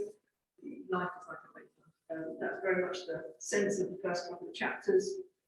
And then we go on for a couple more chapters and there's sort of a look behind the scenes. So a bit more evidence that life and the pursuit of wisdom is pointless. It really goes into it. But then we do see as well some little nuggets of hope. So there's a very famous verse in chapter 3:11. God has put eternity in the human heart. That's a little gear change there from all the despair. And it makes me think, even that, actually, God has put eternity in the human heart. And then there are all sorts of, you can read books about that verse. But it made me reflect how actually for all of humankind, for all of history, humans have wanted to understand, to delve, to research, to discover the noble gases, to explore, you know what I mean? And therefore there's this kind of sort of inbuilt desire to know things, to understand things. And that's a reflection of that, what God has put in us, that eternity in the human heart. It's not just get up, go to work, earn a crust, pay your bills, do whatever you want to do, sit in front of you, come to the end, eat, drink, die. There's so much more in us, isn't there? That eternity that God has put in us, that little verse in there. So, and then, sorry, I've gone off track a bit. So then you've got the next section. It says, and this is very much question that the teacher is asking, is God fair? And this is a massive question in our culture, in Western modern society. What's fair? Is it fair? I don't know if you know that. Fairness has a massive value in our current culture. It is one of the only ways that when I say our culture, I'm thinking particularly about Western modern culture. So apologies if that's not your culture. But is it fair? And that's one of the only ways actually that the prevailing culture really can think about morality. Not many ways that our current culture thinks about right and wrong. That is one of them. We'll come back to that a little bit later. Is it fair? Is God fair? Now, if as Proverbs seem to suggest that you make good choices and you get good things, then yeah, that's fair. That sounds fair to us, doesn't it? That sounds fair to people. But if, like the teacher finds, it's all a bit random and feels meaningless, then is God fair? That's a question Ecclesiastes wants to ask. When there's no pattern and things seem meaningless, is that really fair? And then towards the end, you've got those few chapters which this commentary calls closing counsel, so it's kind of a bringing together of much that's sort of been done before. And it contains quite a number of proverbial sayings as well, as part of the Proverbs and Ecclesiastes. We're not quotes from Proverbs, so there are some of those as well, but only just proverbial sayings in general, and then a conclusion at the end. But I think there's a quote in your notes. In Ecclesiastes, we find some of the most downright depressing assessments of life and its meaningless. And the one I quoted is actually, it's a good news translation, I think. And the reason I use that translation is because sometimes that's what preachers teachers do. They use the one that says that it's best. But the translation just really brings out that dire assessment. And listen to this. He says this: go ahead, eat your food and be happy. Drink your wine and be cheerful. It's all right with God. Always look happy and cheerful. Enjoy life with the woman you love, as long as you live the useless life that God has given you in this world. Enjoy every useless day of it, because that's all you'll get for all your trouble. Work hard on whatever you do. There'll be no action, no thought, no knowledge, no wisdom in the world of the dead, and that's where you'll go.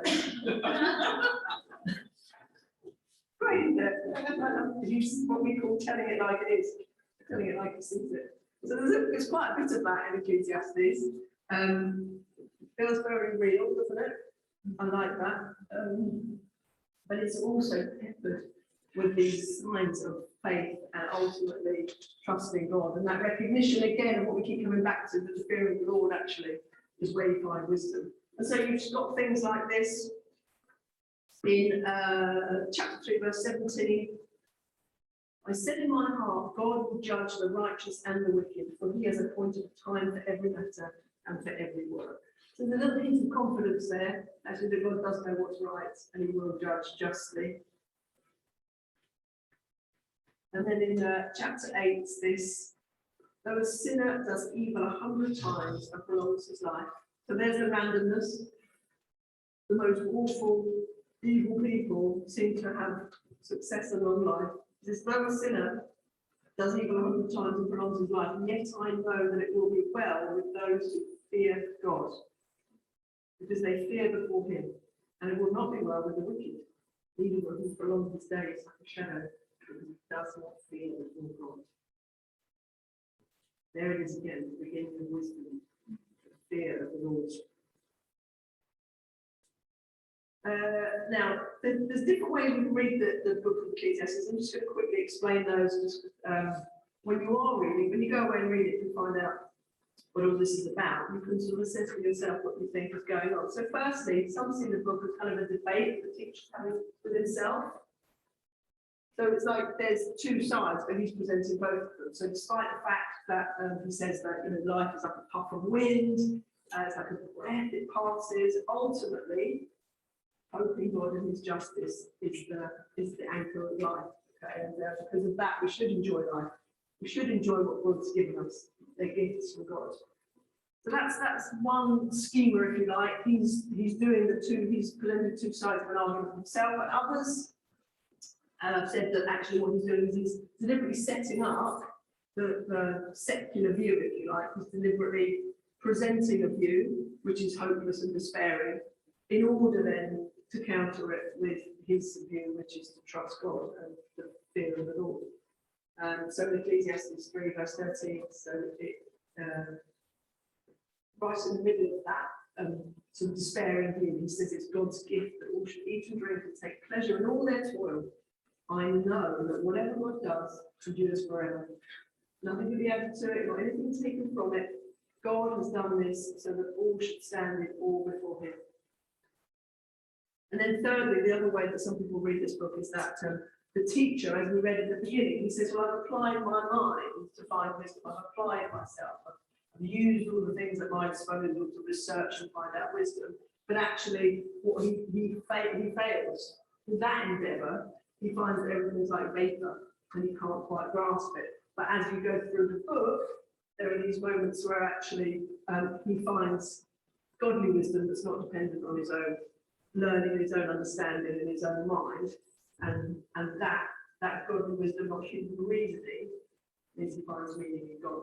So they're just three different ways that you can sort of map out what's actually going on within the book. Otherwise, it can seem a bit scattered and a bit random. So that third pattern, if you like, the conclusion that he comes to in that journey, as we read it at the beginning of chapter 12, is this: you should remember your Creator in the days of your youth. That's another famous verse from that. He quotes it to young people. So that's what it is. Remember your Creator in the days of your youth. He says, and then very interestingly, then the very last word on the matter of Ecclesiastes, the very last thing that he says at the end of this. At times feel like a bit of a diatribe, a bit of a rant and a moan, is this is how he ends. He writes this: the end of the matter, all has been heard. Fear God and keep his commandments. For that is the whole duty of everyone. For God will bring every deed into judgment, including every secret thing, whether good or evil. So there are times in Ecclesiastes where it really feels like this guy is on a downward spiral that's not going to end well. But what we find, of course, is all through there are little bits of hope or bits of understanding about in the midst of it all who God is, that transcendent, that absolute basis that we talked about right at the beginning. Where does wisdom come from? When you can look around you and just despair, and have no pattern, no hope, and all the rest of it. But when you look to God, that transcendent absolute basis for wisdom and understanding and meaning, then actually those things are no longer so distressing. The conclusion is not that life is just random and meaningless, but rather that, this is a quote, what is to be seen with sheer pessimism under the sun, that's a phrase under the sun, basically everything on the earth. What you might see with sheer pessimism under the sun can be seen differently in the light of faith. Generosity of God. And I don't know about you, but that feels like that's just life. That's every day, month to month, year to year life, isn't it? All around us, we can think things don't make sense. There's no reform, or it's a bit meaningless, but actually, in the light of faith, and knowing and trusting a generous God, that changes everything. And it's precisely because the world's imperfect, that people are foolish, that this disaster strikes at times. And it's precisely because our own human reasoning can't provide sufficient answers to those things, that then we have to turn fully to godly wisdom and humble ourselves, which is basically what the teacher does. He has to humble himself and acknowledge God. And it comes right full circle to what the lady at the back said earlier about the proverb that says, don't lean on your own understanding, but trust God.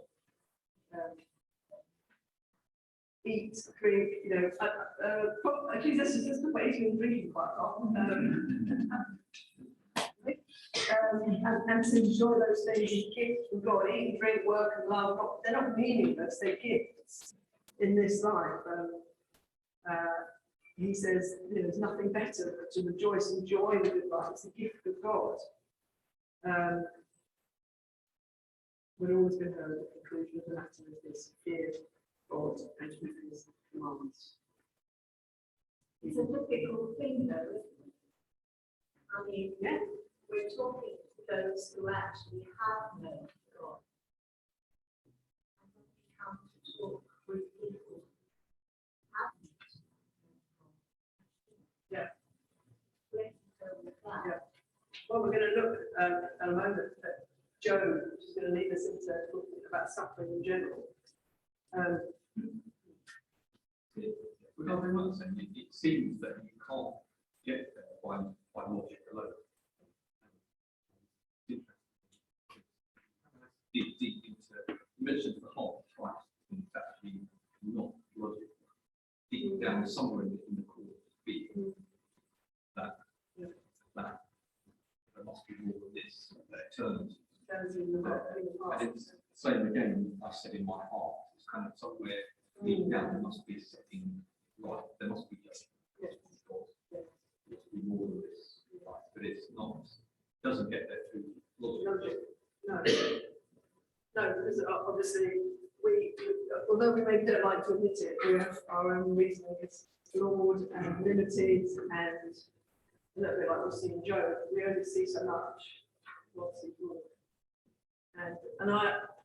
And personally, I think that eternity in our hearts, that understanding that this is not everything. Not as much as we think it is, or as important as we think it is, in the grand scheme of things. I think that's the answer to all these things. I take your point absolutely, because for people that we're speaking to are not believers, that sometimes doesn't feel like enough of an answer. But if it's the answer that the wisdom of the Bible leads us to, and we know, don't we, of course, that one thing we've heard about is trust in God and faith, the response of faith. And that's absolutely what, that's essential, isn't it? Nobody gets to salvation, nobody gets to surrender into Christ, or at least not in my experience, through just kind of working out the logic and what makes sense. It does, to my mind, it makes absolute sense. And we're not here to talk particularly about this, but the fact that Christ rose from the dead is the beginning of the facts of the matter, if you like, that enable me to completely put my trust in God and Jesus as who he says he is. And in that sense, it is a reasonable faith, but it is still faith. It does still require something more than here's the answer to the conundrum of human suffering. And now, surely we want to become a Christian. That, in my experience, that's not going to happen. What can happen is can I introduce you to the comforter in your experience of human suffering? Because that's what we have to offer. And that can, of course, bring people to Christ. But, yeah, I think in the next two sessions, we're going to look at Job and suffering in general. And as I've already prepared you, I'm not going to give you the answers straight away. The answer to human suffering. I mean, there's an answer, I'll give you an answer, but it doesn't, it may not satisfy people that you know, it may not even satisfy you, but it has very much to do with something we've just seen in the teacher, which is a humbling of oneself, acknowledging of God, which is where we started the fear of the Lord, keeping God in his place and nothing else. And we'll see what happens to Job in that way. And I wonder, in the notes into session 3, in our culture, I wonder, is there a more pressing question? So when you went alpha courses, you alpha here, if you've ever been on an alpha course or helped run an alpha course, someone will always want, well, we didn't probably do a session on the whole subject, actually. In our alpha course, suffering. Why? Where does it come from? How can we believe in God in the light of it? That question is a perennial question in the human heart. I don't suppose there's been a single alpha course where that's not been asked. And this is interesting because in our society, notwithstanding the recent, the recent trauma that the world has been through, We live in a time in history and in a place in the world where human suffering is greatly reduced. So our context, the Western modern age, we live in a context where human suffering is at a historical low in many ways. But what we also find is when you look at the data is that the more affluent, if you like, the more society, or the less the society suffers, the more they have that question. See what I mean? So we go to places where actually there's a lot less in the way medical treatment, or there's much shorter life expectancy, and the number of children who die before the age of 5, and all places, parts of the world now, and places in parts of history, where those things have been much worse, where the experience of human suffering is much greater. People do not ask this question as much as they do here and now. The less suffering, it's very interesting, the less suffering we endure, the more we seem to want to ask the question, why is there suffering? Make of that what you will. But that's a fact that's been noted by many. But people still want to ask that philosophical question: why is there suffering? Why do people suffer? What is fair about that? Particularly our culture has a problem with people who seem good or innocent. Actually, people who seem innocent, children, and suffering. So that how can that be fair? If people want to ask, and there's a brilliant book that I referenced in your notes, I think, called The Righteous Mind by Jonathan Hayes. Has anybody come across that? Yeah, it's been out for a few years now. So Jonathan Hayes is a secular Jew, American guy. So this fantastically interesting book called The Righteous Mind. And one of the things he says in that is that the different societies process ideas of right and wrong along different axes and different ways of thinking about morality, and different societies and cultures do it differently. And those axes are things like this: so care and harm. Is it hurting anybody? Are people being protected rather than being hurt? And one axis. One of them is fairness and cheating, that's what we alluded to. So fairness could either be sort of proportionality or legality, but what's fair? And then you have these other axes like loyalty and betrayal. Loyalty is obviously good, betrayal is bad. Authority and subversion, sanctity and degradation, what's holy and what's profane. That's what's right and wrong. And then liberty and oppression. And these actually help us with those questions about the people that we know, whether they be Christians or not Christians. This can help us to know and understand where those questions are coming from. Because I bet that your friends are unlikely to have questions about right and wrong, which are based on sanctity, authority, and tradition. They're not likely to be answering those questions. Not because they're not there, but because they're not there in their culture. Whereas if you go somewhere else in the world, or somewhere else in history, that's very much the way we think about right and wrong. Whereas for people that we're meeting, perhaps they want to know what's fair. And you must have heard this idea that something can't be wrong if it's not heard from somebody. Maybe you're hurt, so it can't be wrong. That is absolutely how we process morality in this culture. Nobody's getting hurt, so it can't be wrong. And it's not fair, therefore it can't be right, it can't be good. It's not fair in our estimation of what fair is. So to me, that's interesting. Does anybody have experience of other cultures or other backgrounds where the axes are different, but we process morality in a different way? We're ready to do right, shame on it, yes.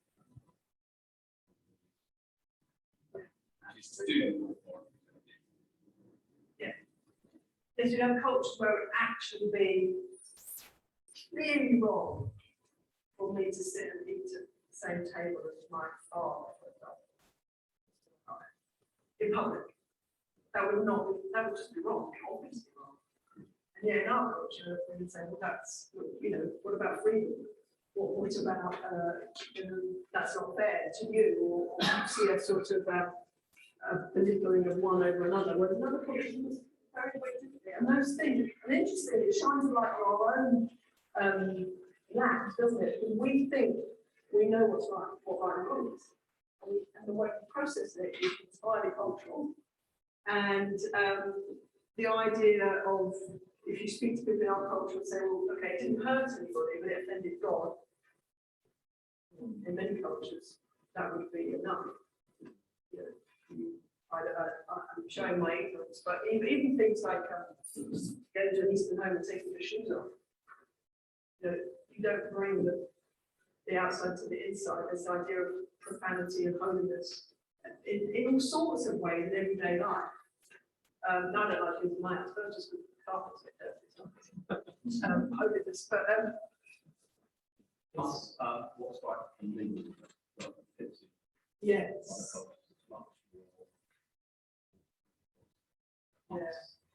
yes, very individualistic, yeah. And that might extend to your small household as well. You know, look after your own. Charity begins at home. That sort of look after your own rather than society or village or whatever. Anyway, that's just interesting. I hope. It helps us to reflect, and you might notice that more now as well. Now you've thought about it, and I really recommend the book. But a little bit of that, the kind of theological process, if you like, of thinking about suffering. And I think it's partly, you know, it goes back to the wrestle with the idea of theology of where does evil come from in the first place, in our understanding of a good world that God made. There's a little bit, a little bit of theology in your notes. I know most of you don't want to go particularly deeply into this, and we can't anyway in this context, but the idea of people like Aquinas in the 13th century, he wrote this: every being as being is good. No being can be spoken of as evil or as being, only so far as it lacks being. So the idea that evil is the privation of good. In something itself, and it's a lack.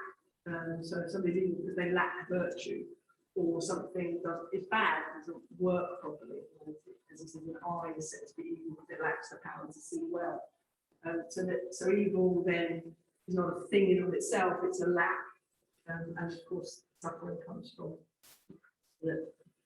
Well, this is a very big philosophical question. Much suffering comes from the presence of sin and evil in our world, obviously. And you could say that all suffering as a result of that, will come to that a bit later. And so some have used the example of the sun. You may have heard this before. You know, the sun is good, it provides light. When the sun goes, you get darkness. Darkness is not a thing in and of itself, it's just a lack of the good thing. And through Job's story, or the story of Job in the Bible, the third contributor around our table of wisdom, we're going to look at Job because he is the most obvious book in the Bible that speaks to this subject. And he's the Bible's contribution to what's called Theodicy. So the Theodicy is an argument writing, or usually writing, which looks at the argument for the existence of God, and our God, the Christian God, despite the presence of evil in the world. So if you like, it's a defense of God in the light of suffering, defense of God's providence. Having to be, if you've done an RS at any level at school, you might remember this, having to be a good God, an all-powerful God, who and still be evil in the world. That's a big conundrum. And theodicies are written as an attempt to answer that question. And Job is a theodicy. That's what it is. It's an attempt to dig into that question. And because it's what I think is what the Bible gives us, to answer this, to look at this specifically, I'm not forgetting about the Gospels, of course, of Christ's passion. But we're here to talk about wisdom literature today. We'll come on to Jesus at the end. Obviously, it's the end to every session. So you've got to tackle Job head on. We've got to get into Job. So, well, what is this book trying to say to us about the existence of suffering? And theodicies, you can read other theodicies. I really recommend you do that. So there's lots of things you can read. There's a very famous poem by Voltaire. I don't know what quote Voltaire, but some of you might come across it. It's a response to there's a massive earthquake in 1755 which destroyed the city of Lisbon in Portugal. I think tens of thousands of people died, the city was literally destroyed. And Voltaire wrote a poem, a theology, essentially, trying to grapple with this idea of suffering and a good God. And amazingly, although it's written in French, the English translation, how do people translate poetry from one language to another and still have a poem? It's incredibly skilled. What ironic though,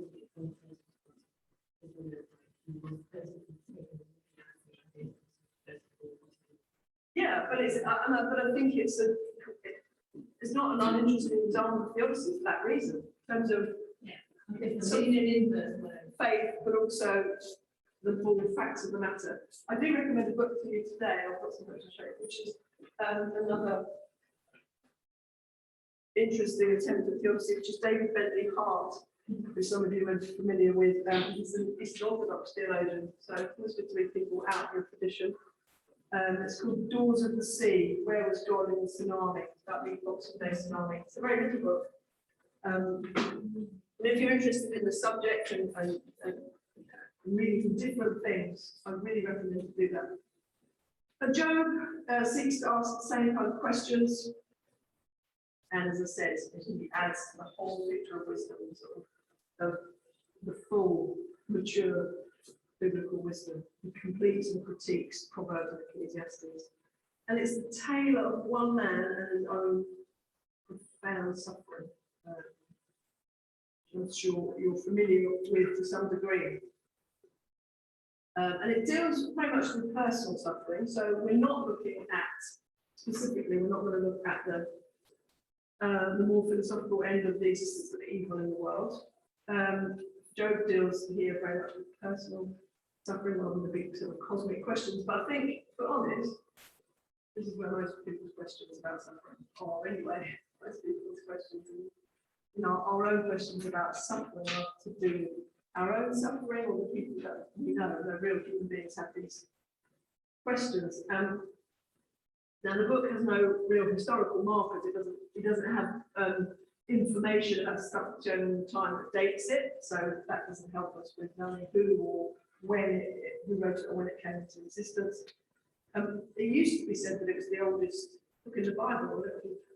People said that.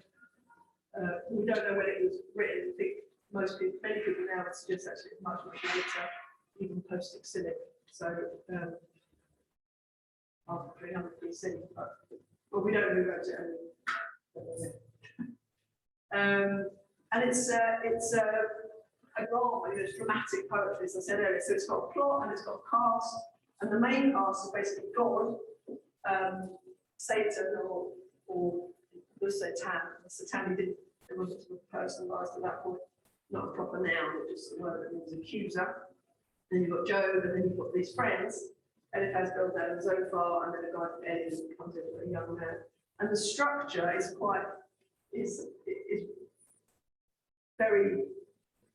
it's very much more structured, if you like, than some of the other books we've looked at. So you've got this prologue, which is prose. So it starts off with prose like a sandwich. You've got prose, you've got lots of poetry, and you've got prose at the end as well. So the prologue, you read about God and the accuser, Satan, going two rounds together in this. We get kind of a look into the heavenly court. And then we get this huge amount of dialogue, which is in poetry form, which is to and fro between when you've got the three friends, so-called, who come, and we get that, a lot of their talking, and then we get Elihu, who's the young man who comes at the end, and then the second part of dialogue, we get God finally pitching in, so we get round one and round two of Job and God together talking, and then at the end, a bit more prose, which is the epilogue, if you like, the final round. And so the prose provides that, if you like, the story, you know, the explanation of what's going on, and then the poetry we get all the dialogue. So right at the middle, we introduce this extraordinary man. And the reason he's extraordinary is that he's as righteous as anyone can conceive of. So again, the hyperbole, a bit like we saw in Ecclesiastes, it says in 1:3, Job is the greatest man among all the people of things. In other words, we can't, you know, that's as good as it gets. We can't think of a better model of humanity. So this can refer to his, upright status, he's like a modern citizen. It might refer to his success and his wealth as well, the greatest in that sense.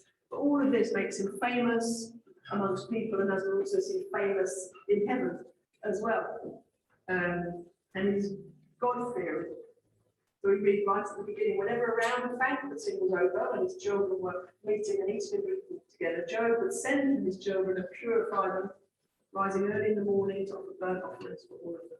But Job thought, perhaps my children have sinned, having cursed God in their hearts, and this was Job's practice. So we've heard that he's righteous, he's been great in all sorts of ways, he's God-fearing. That's the introduction. So it's amazing life, held up, in great esteem. And what happens next is we get a look into the heavenly court where God and the accuser, the Satan, are talking. And it's God who instigates the conversation. He says, have you considered my servant Job? No one else on earth is like him, a man of perfect integrity who fears God and turns away from evil. And Satan answered, does Job fear God for nothing? Have you placed a hedge around him in his household and everything he owns? You bless the work of his hands, and his possessions have increased. But stretch out your hand and strike everything he owns, and he will surely curse you to your face. Very well, to Satan, everything he owns is in your power. However, do not lay a hand on Job himself, for Satan left the Lord's presence. And what we read next, we find hard to believe. If we're familiar with it, maybe we've just got used to it, but what we find then is exactly what befalls Job, is that everything he has is taken from him. So we read at the beginning, he's got, I don't know how many thousands of camels and sheep and all sorts of, describing his enormous wealth and success, and they are all taken, all of his business assets, if you like, all of his wealth, all of his possessions, all of his servants, and all of his 10 children are killed.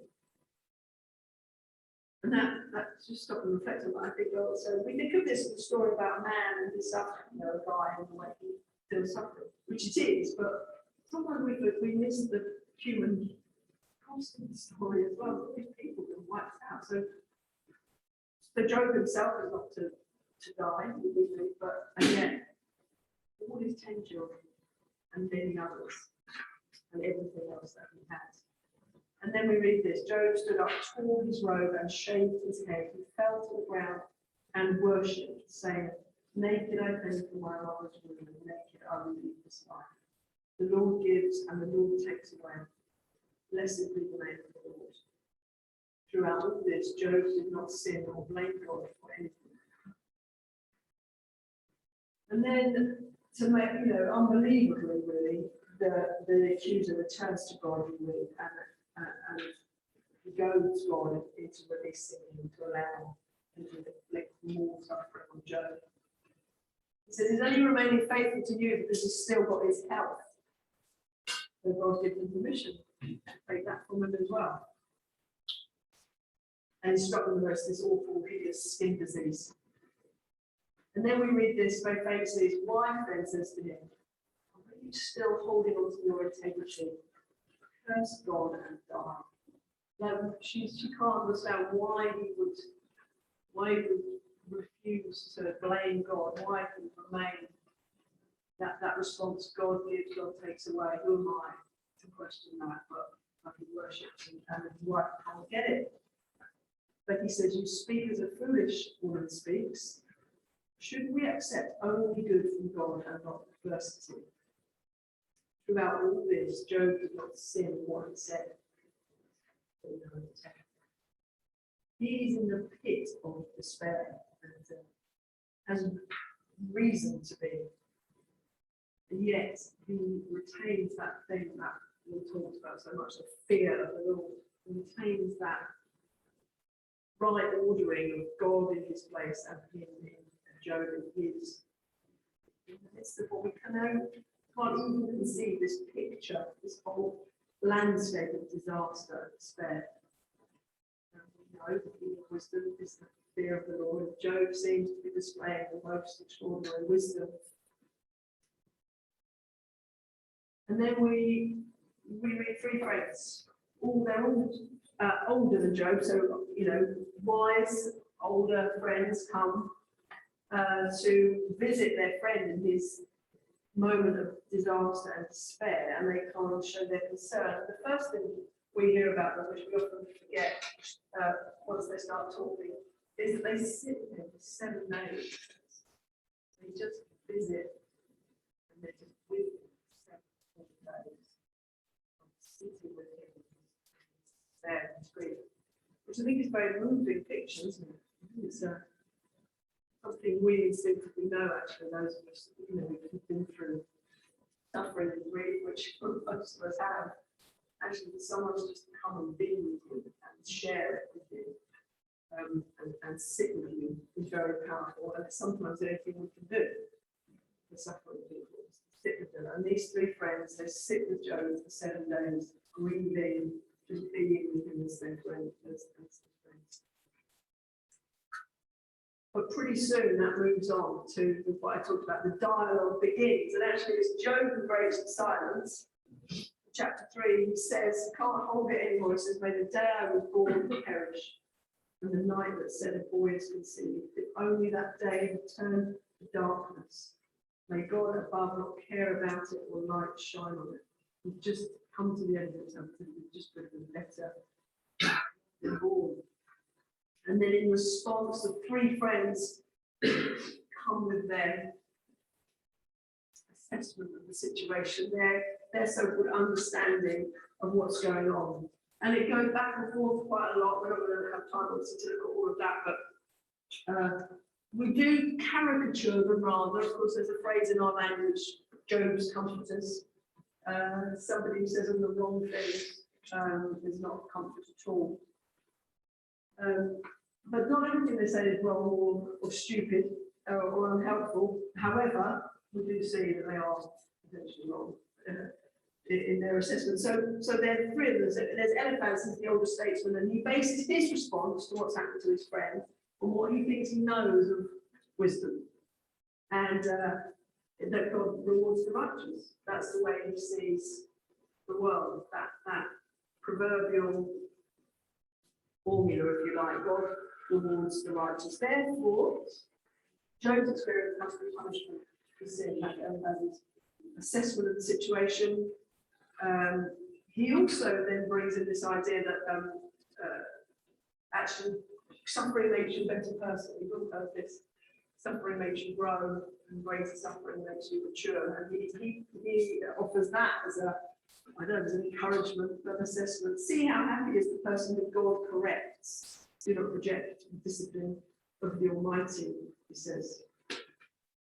Job is unresponsive, he thinks Eliphaz is wrong, and he rejects his counsel. In fact, Eliphaz just keeps strengthening his argument as a result, and he ends up with this idea that he says, well, no one's perfect, so you can hardly complain about suffering, because you're not perfect. No one is. No one should complain about suffering, and God is too big, God is too great to be concerned with your problems. Job's comforter. And then just to summarise, Bildad, he's younger than Eliphaz, but this guy is not pastoral. He doesn't have a pastoral gift. If you've ever responded to a suffering friend like this, I don't suppose your friends anymore. Bildad and Job are not. And he's committed to a sort of simplistic moralising without really wanting to have compassion or much nuance. Again, that idea of cause and effect in behaviour comes out. You can go away and read these exchanges. As I say, we haven't really got time to do it, but I do recommend you go away and read them. He says this: how long will you go on saying these things? Your words are a blast of wind. Does God pervert justice? Does the Almighty pervert what is right? And in a way, you want to agree with him. You're like, well, no. God does not pervert justice. Your understanding of justice and your expectation of how that will be worked out maybe is only partial. Maybe you're not seeing the whole thing. He says God is just. So Job, you obviously aren't. And then the last of the friends so far is really just attack us. And he's convinced that Job's experience of suffering must be punishment for sin. more of the same. And if he's genuinely sticking to his guns and saying, I haven't done anything wrong, then he must have done something wrong unwittingly. There must be something that God is punishing him for. And when we read some of these speeches, they don't seem completely wrong, do they, in places? But I think, because we know the story, so we have a little in at the beginning, so we know what's going on, and therefore we know they're not right, but it's not a punishment for sin. We know they're not right, but I think maybe we could say that they fail to apply their knowledge with enough godly wisdom. Now, I think we could be harsh because we know the end of the story, we know the prose around the dialogue, we know what's going on, so we can say, well, these guys just got it wrong. But I think, I actually think personally, I mean, well, if I was in that position, I don't know what I'd be making of it. It's really easy to give them a bad press. But they do have quite a simplified cause and effect view of the world, which reminds us a bit of Proverbs. That this happens because this happens. We know from Job, what the book of Job is telling us is like, well, that obviously is not the full story. That's not what's going on in Job's case. And we know they're wrong because we know the story. And poor Job, of course, has to listen to all this. Endless accusations, if you like, from his friends. And he, as far as he knows, he has no reason to repent. And so he doesn't listen to their counsel. And then we have this young guy who comes in at the end with Element. And with a slightly, I guess, the arrogance of youth, slightly, he gives his opinions. He says this, listen to me, you men of understanding. He said to these older guys, it is impossible for God to do wrong, but for the Almighty to act unjustly. For he repays a person according to his deeds, and he gives him what his conduct deserves. Indeed, it is true that God does not act wickedly, and the Almighty does not pervert justice. I suppose the question for us is time for a break. Is he right? That sounds right, doesn't it? It's impossible for God to do wrong and for the Almighty to act unjustly. It looks like Job is suffering unjustly. It looks like Job has undeserved suffering, undeserved trauma, undeserved grief going on. It's impossible for God to do wrong and for the Almighty to act unjustly. It is true, God does not act wickedly, and the Almighty does not pervert justice. There's something going on here, isn't there? That these guys are presenting things that sound right, but I think the key to this is that we must. What we see is that what we've got is half truths. So we know Job is innocent because we've seen the beginning of the story. They can't conceive of the situation with their own understanding where the moral workings of the created order don't fit neatly into a framework that they expect or that seems fair. And that's the problem they're wrestling with, and that's the problem we're wrestling with, and the people we know are wrestling with in life. But I think probably many of us can think of times or experience times where people have done similarly or made similar mistakes, maybe not as blindingly as this, but where there's a level of understanding that we think we know something, it doesn't seem to fit with what's in front of us. Then our response, rather like the teacher in Ecclesiastes, has to be to humble ourselves and look to God, that fear of the Lord. Don't forget God's place and don't forget our place. And we're going to see after coffee how Job experiences that very thing, that right ordering of his position as God's position. We're ready for a break? Yeah. I've been instructed not to keep you beyond 12:30, so it's all right. Problem. We go on. We're not sitting down. I'm going to go back to our friend. Yeah. We go over, it's not my fault.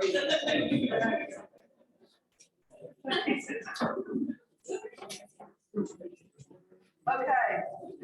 Let's let's then go back to Job and finish off the day with a bit of Job, and then from that into a bit more about suffering. Job to cheer us up, yeah, exactly. So as well, we've looked at the dialogue very quickly. Somebody said, reading Job. If you're reading Job in a, I don't know how you read the Bible, but if you're reading an excerpt daily or something, and you go through Job, if you read it over a number of days, it can be really hard work. There's a lot of stodge in the middle, and you can get a bit bogged down in that dialogue and listening to all those guys with their hot air, and it feels hard work. And it's I know it's a luxury. It's a luxury of time actually to be able to sit and read a long book like that in one go. But if you can, it's just so instructive and so much better and so much easier to read. But I realise that that is a luxury of time to be able to do that, but it does change it. Okay, so we go back to prose at the end, and what we see at the end of the book, a very quick whistle stop tour, is that Job submits. Oh, I've jumped ahead. Sorry, I've really jumped ahead. Oh, that was close. Oh, just rewind. Okay, so we've seen the friends and their dialogue, which is on the Bible. And now we turn to the second lot of dialogue, which is God and Job. So God weighs in. So basically, I think throughout, Job has asked God to speak over 30 times throughout the stuff that we've already been through, and now he gets an answer. Okay, and bearing in mind, I think what we know of chapters 1 and 2, if you're reading for the first time and you read chapters 1 and 2, so you understand what's going on and why Job's been afflicted in this way, and then finally you get to the point when God speaks, you think, God is going to explain himself, he's going to come to Job's rescue, he's going to defend him, going to affirm him, isn't he? That's what we're waiting for. But actually what we get is something completely different. So we've got two rounds, if you like, of the divine dialogue, and the first one centers on God himself as the creator. And his response is poetic, it's quite humorous, and I think it's totally unexpected. And if you read in chapter 38, from verse 1, Job, the Lord answered Job from the whirlwind, and he said, who is this who obscures my counsel with ignorant words? Get ready to answer me like a man. When I question you, you will inform me. And what follows is a long list of questions where God asks Job if he has any knowledge about the creation of the world. You stop and think, what is it that you're expecting God to say to Job at this point? We know what Job's been through. We know what he's endured at the hands of his so-called friends who've just missed the mark. And so God finally appears in the scene, and we think, yes, God. And what he does is basically puts Job in his place and says, do you know anything about this? And he asks him all these questions about things, all that God talks about, all the things he's done and all the things he understands. He talks about his might, his preeminence, and he says, Job, do you understand any of this? In other words, I think God almost turns to Job and says, who do you think you are? I said you're going to find it frustrating. But it's the story of Job, and Job's response, echoing a little bit what Job's response was. Do you remember right at the beginning when all this disaster strikes him and he says, that God gives and God takes away, blessed be the name of the Lord. And in chapter 40 we read, Job answered, I am so insignificant. How can I answer you? I've placed my hand over my mouth. I've spoken once and I will not reply. Twice, but now I can add nothing. And then God comes again. This time he focuses not on himself as the creator of all things, but he focuses on some of his creation, and he focuses on creatures, two of these creatures, the hippo and the crocodile. And he asks Job about this. What do you know about this? He says, almost like he said, the things that you were afraid of are mine. Things that intimidate you, these great creatures, are mine, and I control them. Just have a quick check. Maybe it's some of that.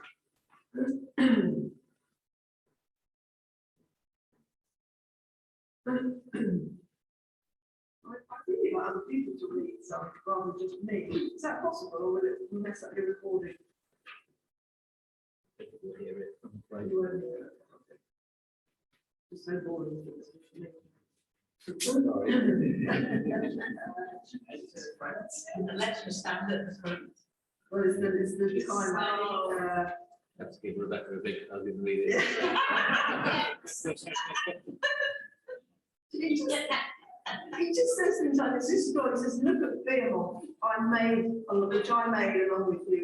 He eats grass like cattle. Look at the strength of his back and the power in the muscles of his belly. His bones are like bronze tubes. His limbs are like iron rods. He's the foremost of God's works. Only his maker can draw the sword against him. Though the river rages, Behemoth is unafraid. He remains confident." And God just keeps going about these extraordinary creatures that he has made. Poetry about the natural world. What kind of response is this from God? What kind of response is this to Job's questions? We sympathise with Job, don't we? I don't know, I put myself in the shoes and I think I'm thinking, what kind of response is this to my situation, to my questions? But what he says is this is chapter 42. Job replied to the Lord, "I know that you can do anything, and no plan of yours could be thwarted. You asked, who is this who conceals my counsel with ignorance? Surely I spoke about things I did not understand, things too wondrous for me to know.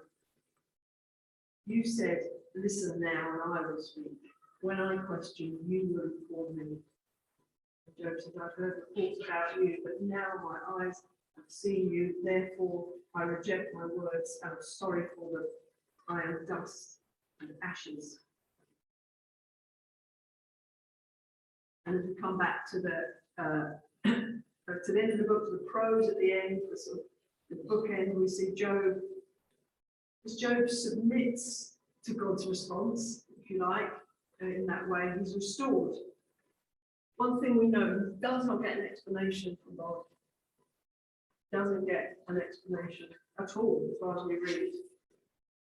God doesn't explain what's gone on, or why it's happened, or why he's pleased with Job's response. We don't read any of that. What he does receive is a rebuke that he shouldn't even expect such a thing. Job asks God to defend himself. God doesn't defend himself. He rather rebukes Job. Job doesn't know why he suffers, as far as we know. He doesn't know what's transpired between God and the accuser. We saw at the beginning is offered no defense by God.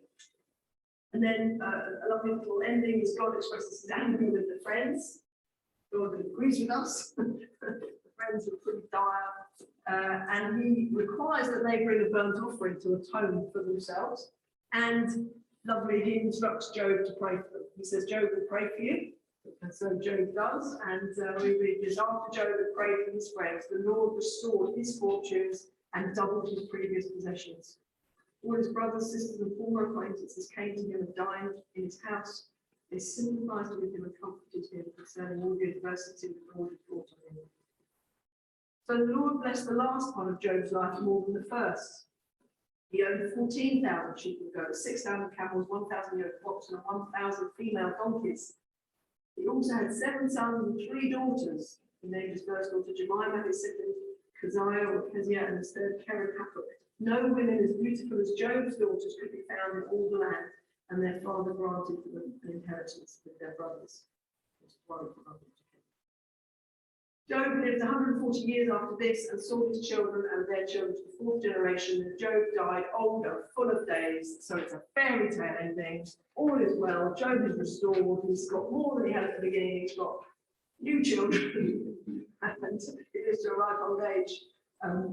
Obviously, that's a slightly trite assessment because I don't think having 10 new children removed anything of the trauma and the grief of all of it he's been through. And all the people who lost their lives along the way in the story, that obviously that has not changed. But that is the end of the story of Job. That is the book. That is what it is. And it's, as I said, it's a theodicy. If we had time, I'd ask you just to discuss. You can go away and do this at some other point at your leisure. How does Job work as a theodicy? How does it work in defending God in the light of the existence of human suffering? Because that's what it is. I'm curious to know what you think of that. But key verses from the book are, if you like, the Lord gives and the Lord takes away. Blessed be the name of the Lord. This one, should we accept only good and not adversity from God? This is chapter 2. Should we accept only good from God and not adversity throughout all this? Job did not sin in what he said. And then in chapter 14, I am so insignificant. How can I answer you? I place my hand over my mouth. And actually, a verb also from Ecclesiastes, a verse from Ecclesiastes, which fits the same thing as this. You may know this. Do not be hasty to speak. Do not be impulsive to make a speech before God. God is in heaven, and you are on earth. And let your words be short. Sounds like what God said to Job. More Job's story, and it's basically the fear of the Lord, isn't it? God is in heaven, and you are on earth. So let your words be short. The beginning of wisdom, the fear of the Lord, the right order of God and us. So in your notes in session 4, there's a little bit more about the sort of thinking of the existence of suffering and development theology. It's very sketchy, and we haven't really got loads of time to look at it.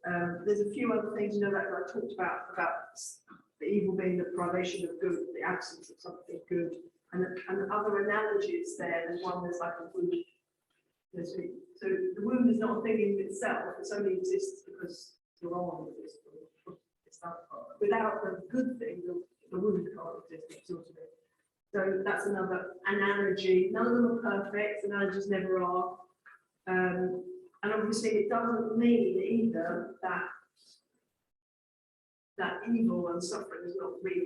Because sometimes it can sound like, if you say, well, it's merely the absence of something good, then that seems to sort of, makes it sound like it's not real or it's not meaningful. That's clearly not the case. If you say, well, blindness is merely the privation of sight, the answer to my question is, if blindness is real, it very much is.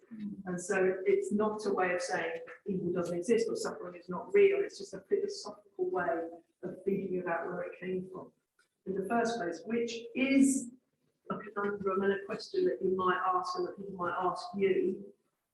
We're not really here, time allowed to go into apologetics a great deal, but if you're interested, there's lots of things you can read. Norman Geisler's book, If God, Why Evil, is one that I've mentioned. There are many.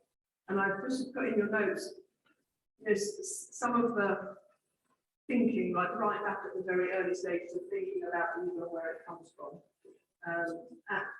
And philosophically, we could go right off on one of this, and we don't have time to say, so I really want to get to some of the other stuff in here. But as you can see, Geisler's working there, this is just very sketchy. God created good things. One good thing that God created is free will.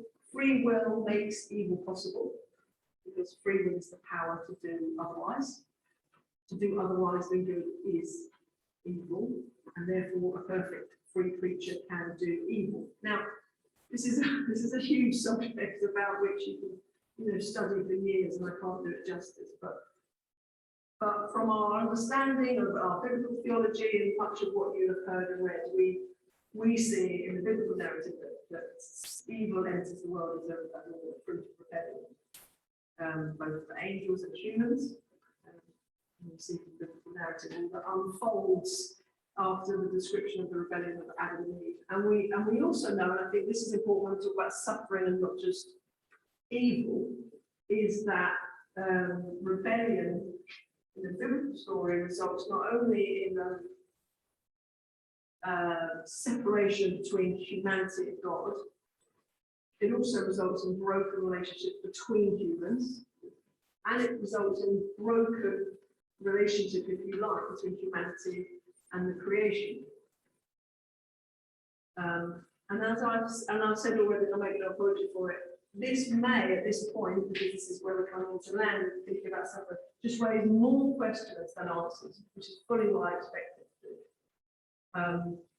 Because, as I say, this is a large part of what we're doing here is helping us to think, helping us to ask good questions and find out ways that we might start to answer them, rather than present a lot of answers on a plate. And there's an exercise I wanted you to do, which I do suggest you go away and maybe talk about, is this little graphic here that I've put, God and Providence. Got that? And because there is a scale of understanding in Christian thought, what it means for God to allow suffering or evil. And there's a difference, as a scale, if you like, between God thinking, well, God allows these things and God ordains these things. And it's in quite a fine line, you can drill down into thinking clearly about it, but there are obviously different approaches to that, and that table's just got a few thoughts on that. And then it's got some verses from Genesis, which ask questions about that very subject. That God knows, or God allows, or does God sometimes ordain? Did the accuser coming to God for permission, God granted him permission, does that mean cause Job suffering, or he allowed Job suffering? And when it comes down to it,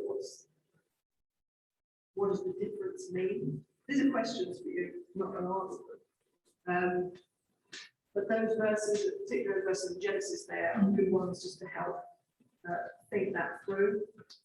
But we haven't got time for us to talk about that amongst yourselves at the moment, so we can talk about it afterwards, or take it home and talk about it with someone else. But I quickly just want to go somewhere now, because I think in response to Job and questions about suffering, a little bit of work on the doctrine of God is really helpful. Stay with me here, okay? The beginning of wisdom is the fear of the Lord, which, as I said, is like this keeping God in his right place and us in our right place.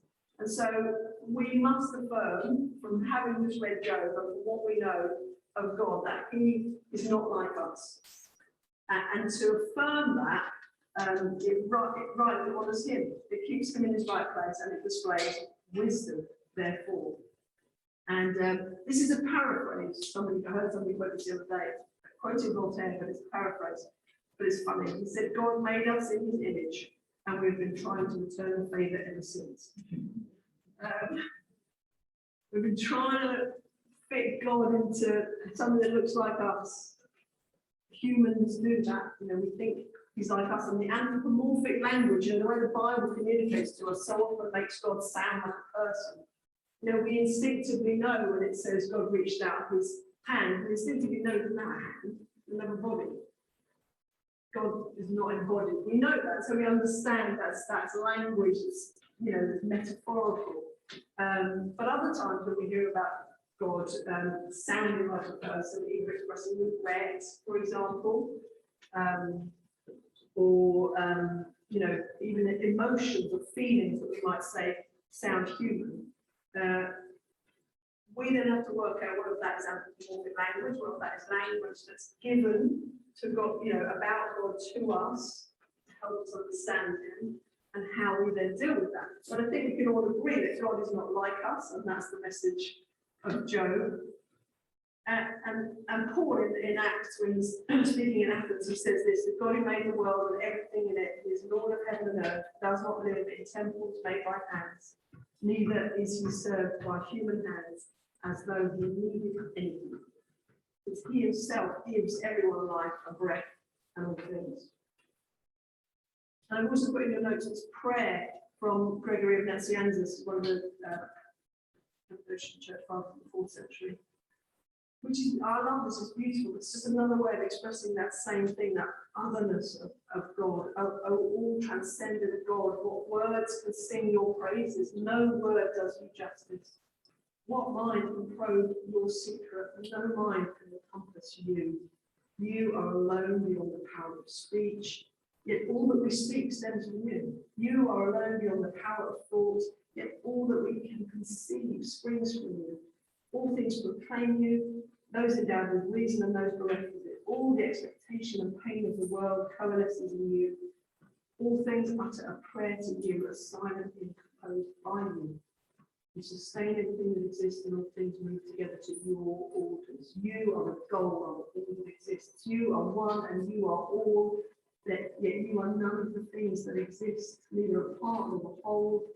You can avail yourself of any name. How shall I call you the only unnameable and transcendent God? That's a good prayer. That's a good prayer, I think, which the fear of the Lord comes through that, doesn't it? A right ordering, God in his place and us in ours. It sounds very much like the way Job experienced God at the end of that book. God is not contingent on us, on our reactions, on our responses, or on anything. And just to refer back, remember Peterson, right at the beginning of the morning, he mentioned in his video, I don't know if you recall this, that through his studies of the 20th century, psychological studies of the 20th century, he's aware that hell is very real.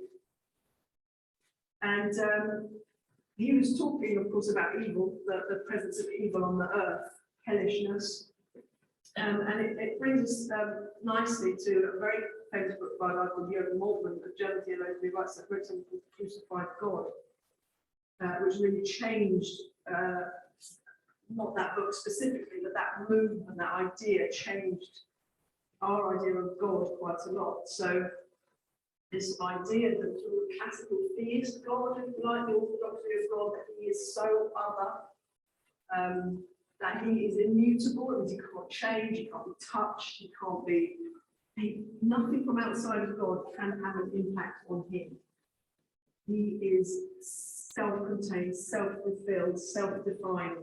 That's, if you like, the orthodox view of God. And what Moltmann and others did is they came along and said that can't be true, because it doesn't seem right that God would not feel our pain, that God would not suffer when we suffer. That doesn't feel right. And so this famously he wrote the only credible theology for Auschwitz, as he was reflecting on the Holocaust in his theology, is one, the only credible theology for Auschwitz is one that makes God an inmate of the place. By which he was trying to say that it only makes sense to us that God must be as if in that place, God must suffer when we suffer, which in some ways sounds right to us, actually. So we have this sort of prayer of Gregory Nazianzus affirming this orthodox picture of God. He's totally self-fulfilling, self-defining, self-glorifying, unmoved. He's God, untouched by anything. And then you have this idea from the 20th century particularly that says, no, God is the suffering God. He suffers when we suffer. And this is a big development in the doctrine of God, and I think Job helps us think this through. And so my question that I want to ask is, when we read the Bible, do we think that human suffering is the problem, the big problem of humanity? Is the Bible story that human suffering is humanity's big problem? Right, so it isn't. Human suffering is not humanity's big problem. Sin is humanity's big problem. Separation from God is humanity's problem. And the narrative, the whole Bible story is about that very thing, isn't it? It's about separation from God, enmity with God because of sin.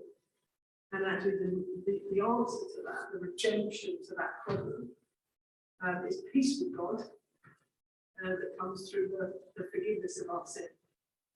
And this is tricky. So human suffering is a very tricky subject. And it's a tricky subject for us to live with and grapple with, and for the people that we're speaking to and living with.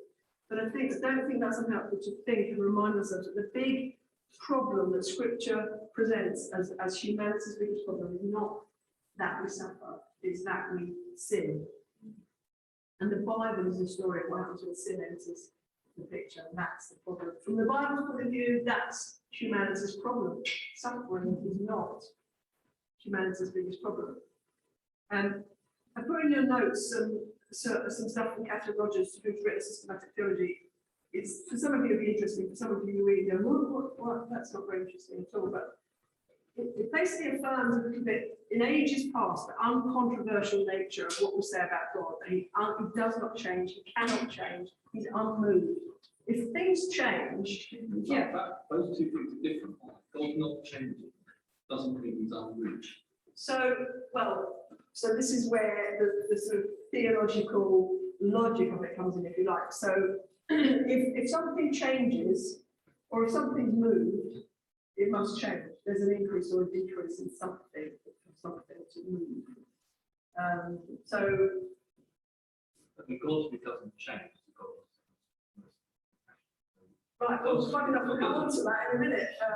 That Exodus verse is in the notes. God says what he's like. So tied in with this, and I think these are helpful. I really think these are helpful things to grapple with and think through. Is the doctrine of simplicity of God, which says that God, everything God is, he is in his essence. Okay, he is essentially. So God is loving, God is wise, God is holy, God is good. Those are things that are essentially true of God. They cannot grow or diminish and they cannot change. Whereas we have properties and we can be good. Like Solomon, he was wise, but then he wasn't. You know, it changed. God cannot change. They're not properties. They are essentially him. You know what I mean? So he is those things rather than he has those things. They can't change. And if something changes, then it must increase in something or decrease in something. As I said, I don't want to get sucked too much into that because I do want us to land where I want us to land. Another thing to think about, of course, and this is Augustine knows this, as do many others, that change is a function of time. Obviously, because for saying to change, it goes from being something to being something else in time. Maybe we want to think of God as not being in time. That's not actually a universally accepted fact that God is in time. But that's one way of thinking. Well, can God change? Can God be affected by something outside himself? The God that we know and that the church has affirmed through the creeds and all these many hundreds of years. I think it helps us to see that, to acknowledge what Job found, this transcendent God who is Lord of all, who's creator, who knows things that we don't know, because he knows everything. We see very partially. He is totally self-sufficient. I mean, the things I'm saying now are the things that have been affirmed in Christian doctrine for hundreds of years. Everything exists for God's glory.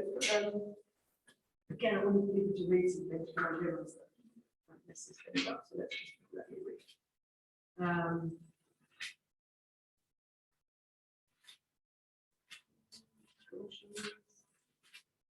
Colossians 1:16, we're familiar. Everything is created by him in heaven on earth, visible, invisible, and thrones and dominions, rulers and authorities, all things created through him and for him. The Acts passage I read earlier from Paul, God not needing anything.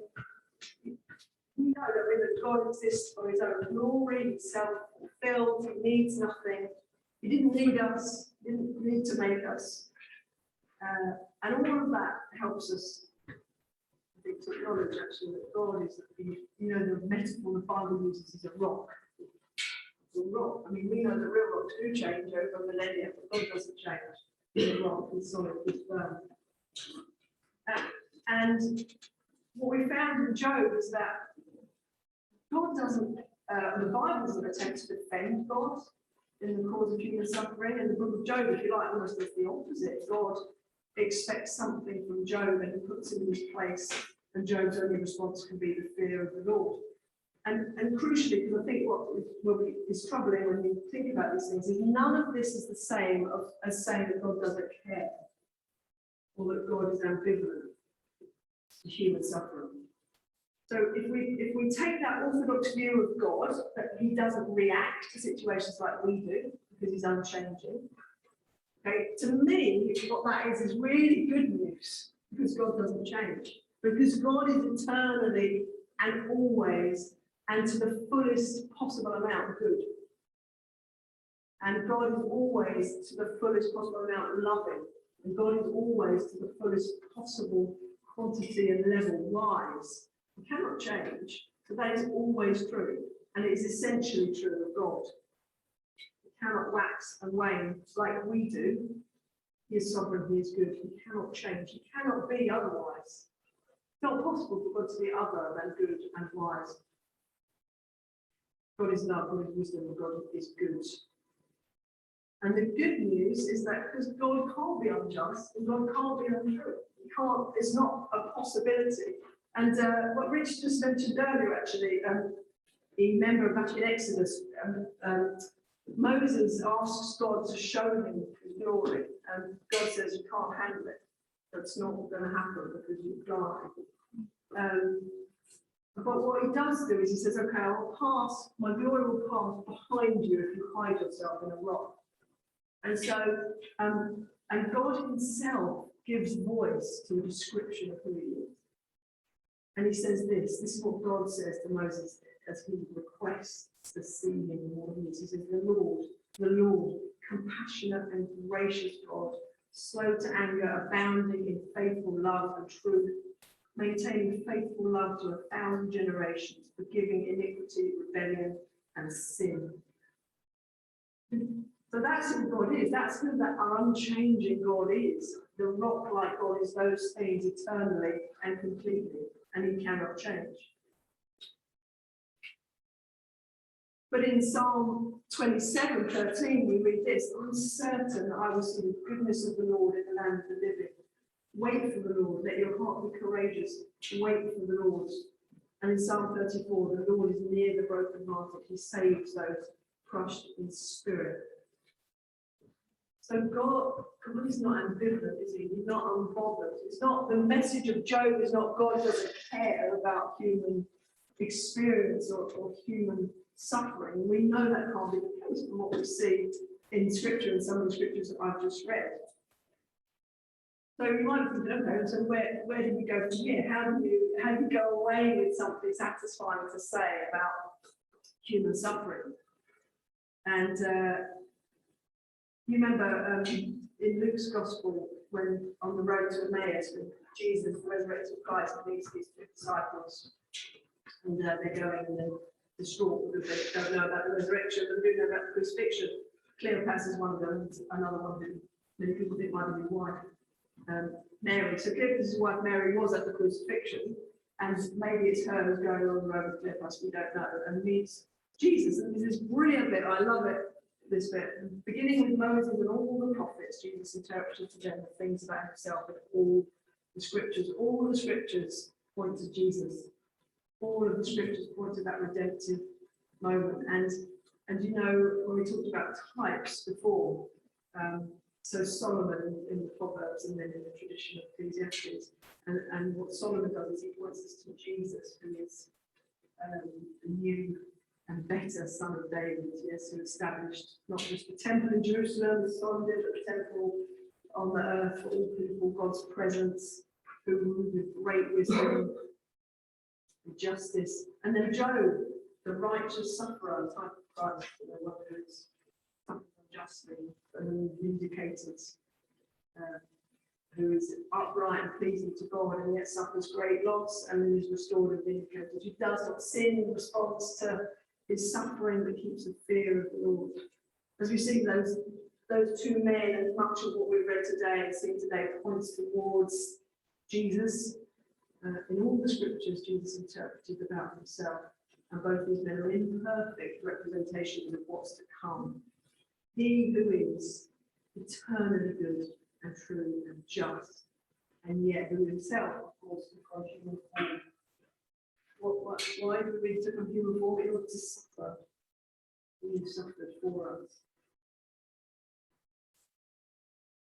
So, although I think our understanding of God in the book of Job is that our place is in submission to God, it's in humility, it's in a recognition of his holiness, his perfection, our lack of understanding. You know, Job gets a rebuke, doesn't he? Because God's response is, you don't know as much as you think you know. You don't understand what's going on. You don't actually see the end from the beginning, and I do. And in Job, just like Job, we must say, will we accept only good from God and not adversity? Or will we sin against God and not Job, and of course, as we know, that Christ is the fulfillment of the scriptures. He became like us, really, in order to suffer for us. And having done that, of course, we find ourselves in the position that Job did, that is that although we suffer, our ultimate hope is an invocation in Christ, isn't it? Not in this life necessarily. Not in this life will we necessarily be restored and get all the things we want, all the things we think are fair. But that ultimately our vindication through Christ is our sure and certain hope. Because he came and endured human suffering. Because he came and experienced that thing that we all want to know about, we all want to ask about. Why is it that people suffer? And Jesus, of course, said famously in John's Gospel, we read in chapter 16, you will have suffering in this world. But you can be courageous. Why? Because I've overcome the world. I've conquered the world. So our hope, and I hope this is not a cop-out, and I hope you don't feel it, but our hope, of course, is not in the comfort of this world. It's not in the working out of things in our days of what we want, what we hope for. Our hope is not in this world, but it's in the promise of the one who conquered this world, the conqueror of this world. So, you know, but we read in James, because James was the brother of Jesus, and he wrote this in chapter 5. Brothers and sisters, take the prophets who spoke in the Lord's name as an example of suffering and patience. Now, what happened to those prophets? The James references. Well, here's what happened to some of them. Hebrews 11. Some were tortured, not accepting release, so they might gain a better resurrection. Other experienced mockings and scourgings, as well as bonds and imprisonment. They were stoned, they were sawn in two. They died by the sword, they wandered about in sheepskins and goatskins, destitute, afflicted and mistreated. The world was not worthy of them. They wandered in deserts among mountains, hiding in caves and holes in the ground. All these were approved through their faith. But they didn't receive what was promised, because God had provided something better for us. So they would not be made perfect without us. And then carrying on James, see, we count as blessed those who have endured. We've heard of Job's endurance and seen the outcome that the Lord brought about. The Lord is compassionate and merciful. God shows himself, he defines himself in Scripture as compassionate and gracious and merciful. And in Christ, of course, we see that image of the invisible God, mercy and grace towards humanity. And it's only, and it is only in Christ, isn't it? When people ask us and they've got questions but they don't know Christ, all you can do is introduce them to Christ. It's only in Christ really that we have the opportunity to gain that ultimate hope of vindication, you know, that ultimate hope of life without suffering. And only then, I think it's really only then when we look human suffering in the face and acknowledge that it's part and parcel of the human experience. And another book, just quickly, to recommend to you is this, which really wrestles with these subjects. It's called Rejoicing in Laments. It's written by an American doctor, J. Todd Billings. He's suffering an incurable form of cancer, and he's wrestling, and he uses the book of Job a lot to do that. He's wrestling with how suffering, and for his wife and children as well, he's suffering the knowledge of an unchanging God is such a comfort in his experience. And in Christ, of course, we find that God does take on our status. It does suffer in order, you know, that our destiny is turned around, in order that the suffering we endure in this life is not going to carry on into the next. And that there's an order, I think there's an order in the world, in the created order that we see in Proverbs. Yeah, but it's twisted. And we acknowledge that and we live in it. But the ultimate comfort to the question of suffering, the ultimate answer to the question of suffering is the eternal loving God who cannot change, will not change. Gracious and compassionate, generation after generation. A saviour who took on humanity in order to suffer in that humanity for us, and then the comfort of the Spirit. Scripture calls the comforter.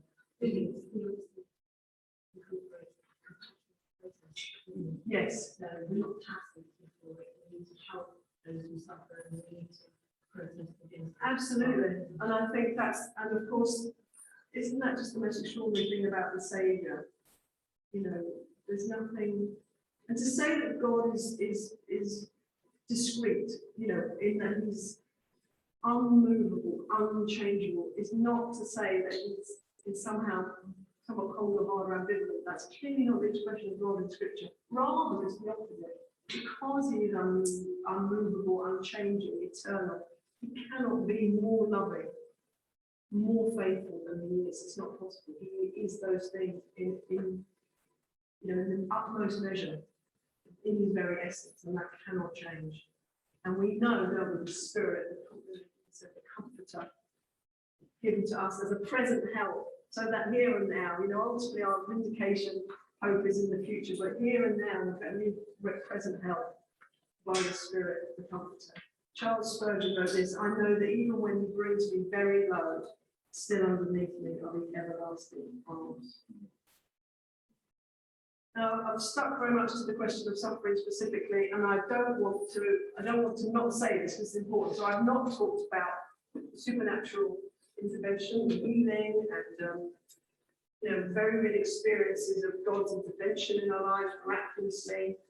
That's not irrelevant to the question of suffering, because we come to that eternally compassionate and loving God who is alive and present by his Spirit. And so it is true that very often our suffering is alleviated by miraculous intervention, and we expect those things and we pray for those things.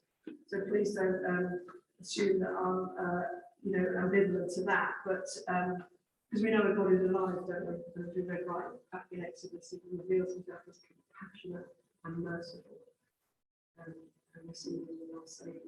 So questions to go away with: how do we respond to suffering in this life? How should we respond? How would we answer that question? Why does God allow suffering? Big questions. We'll be wrestling with them until the day we die.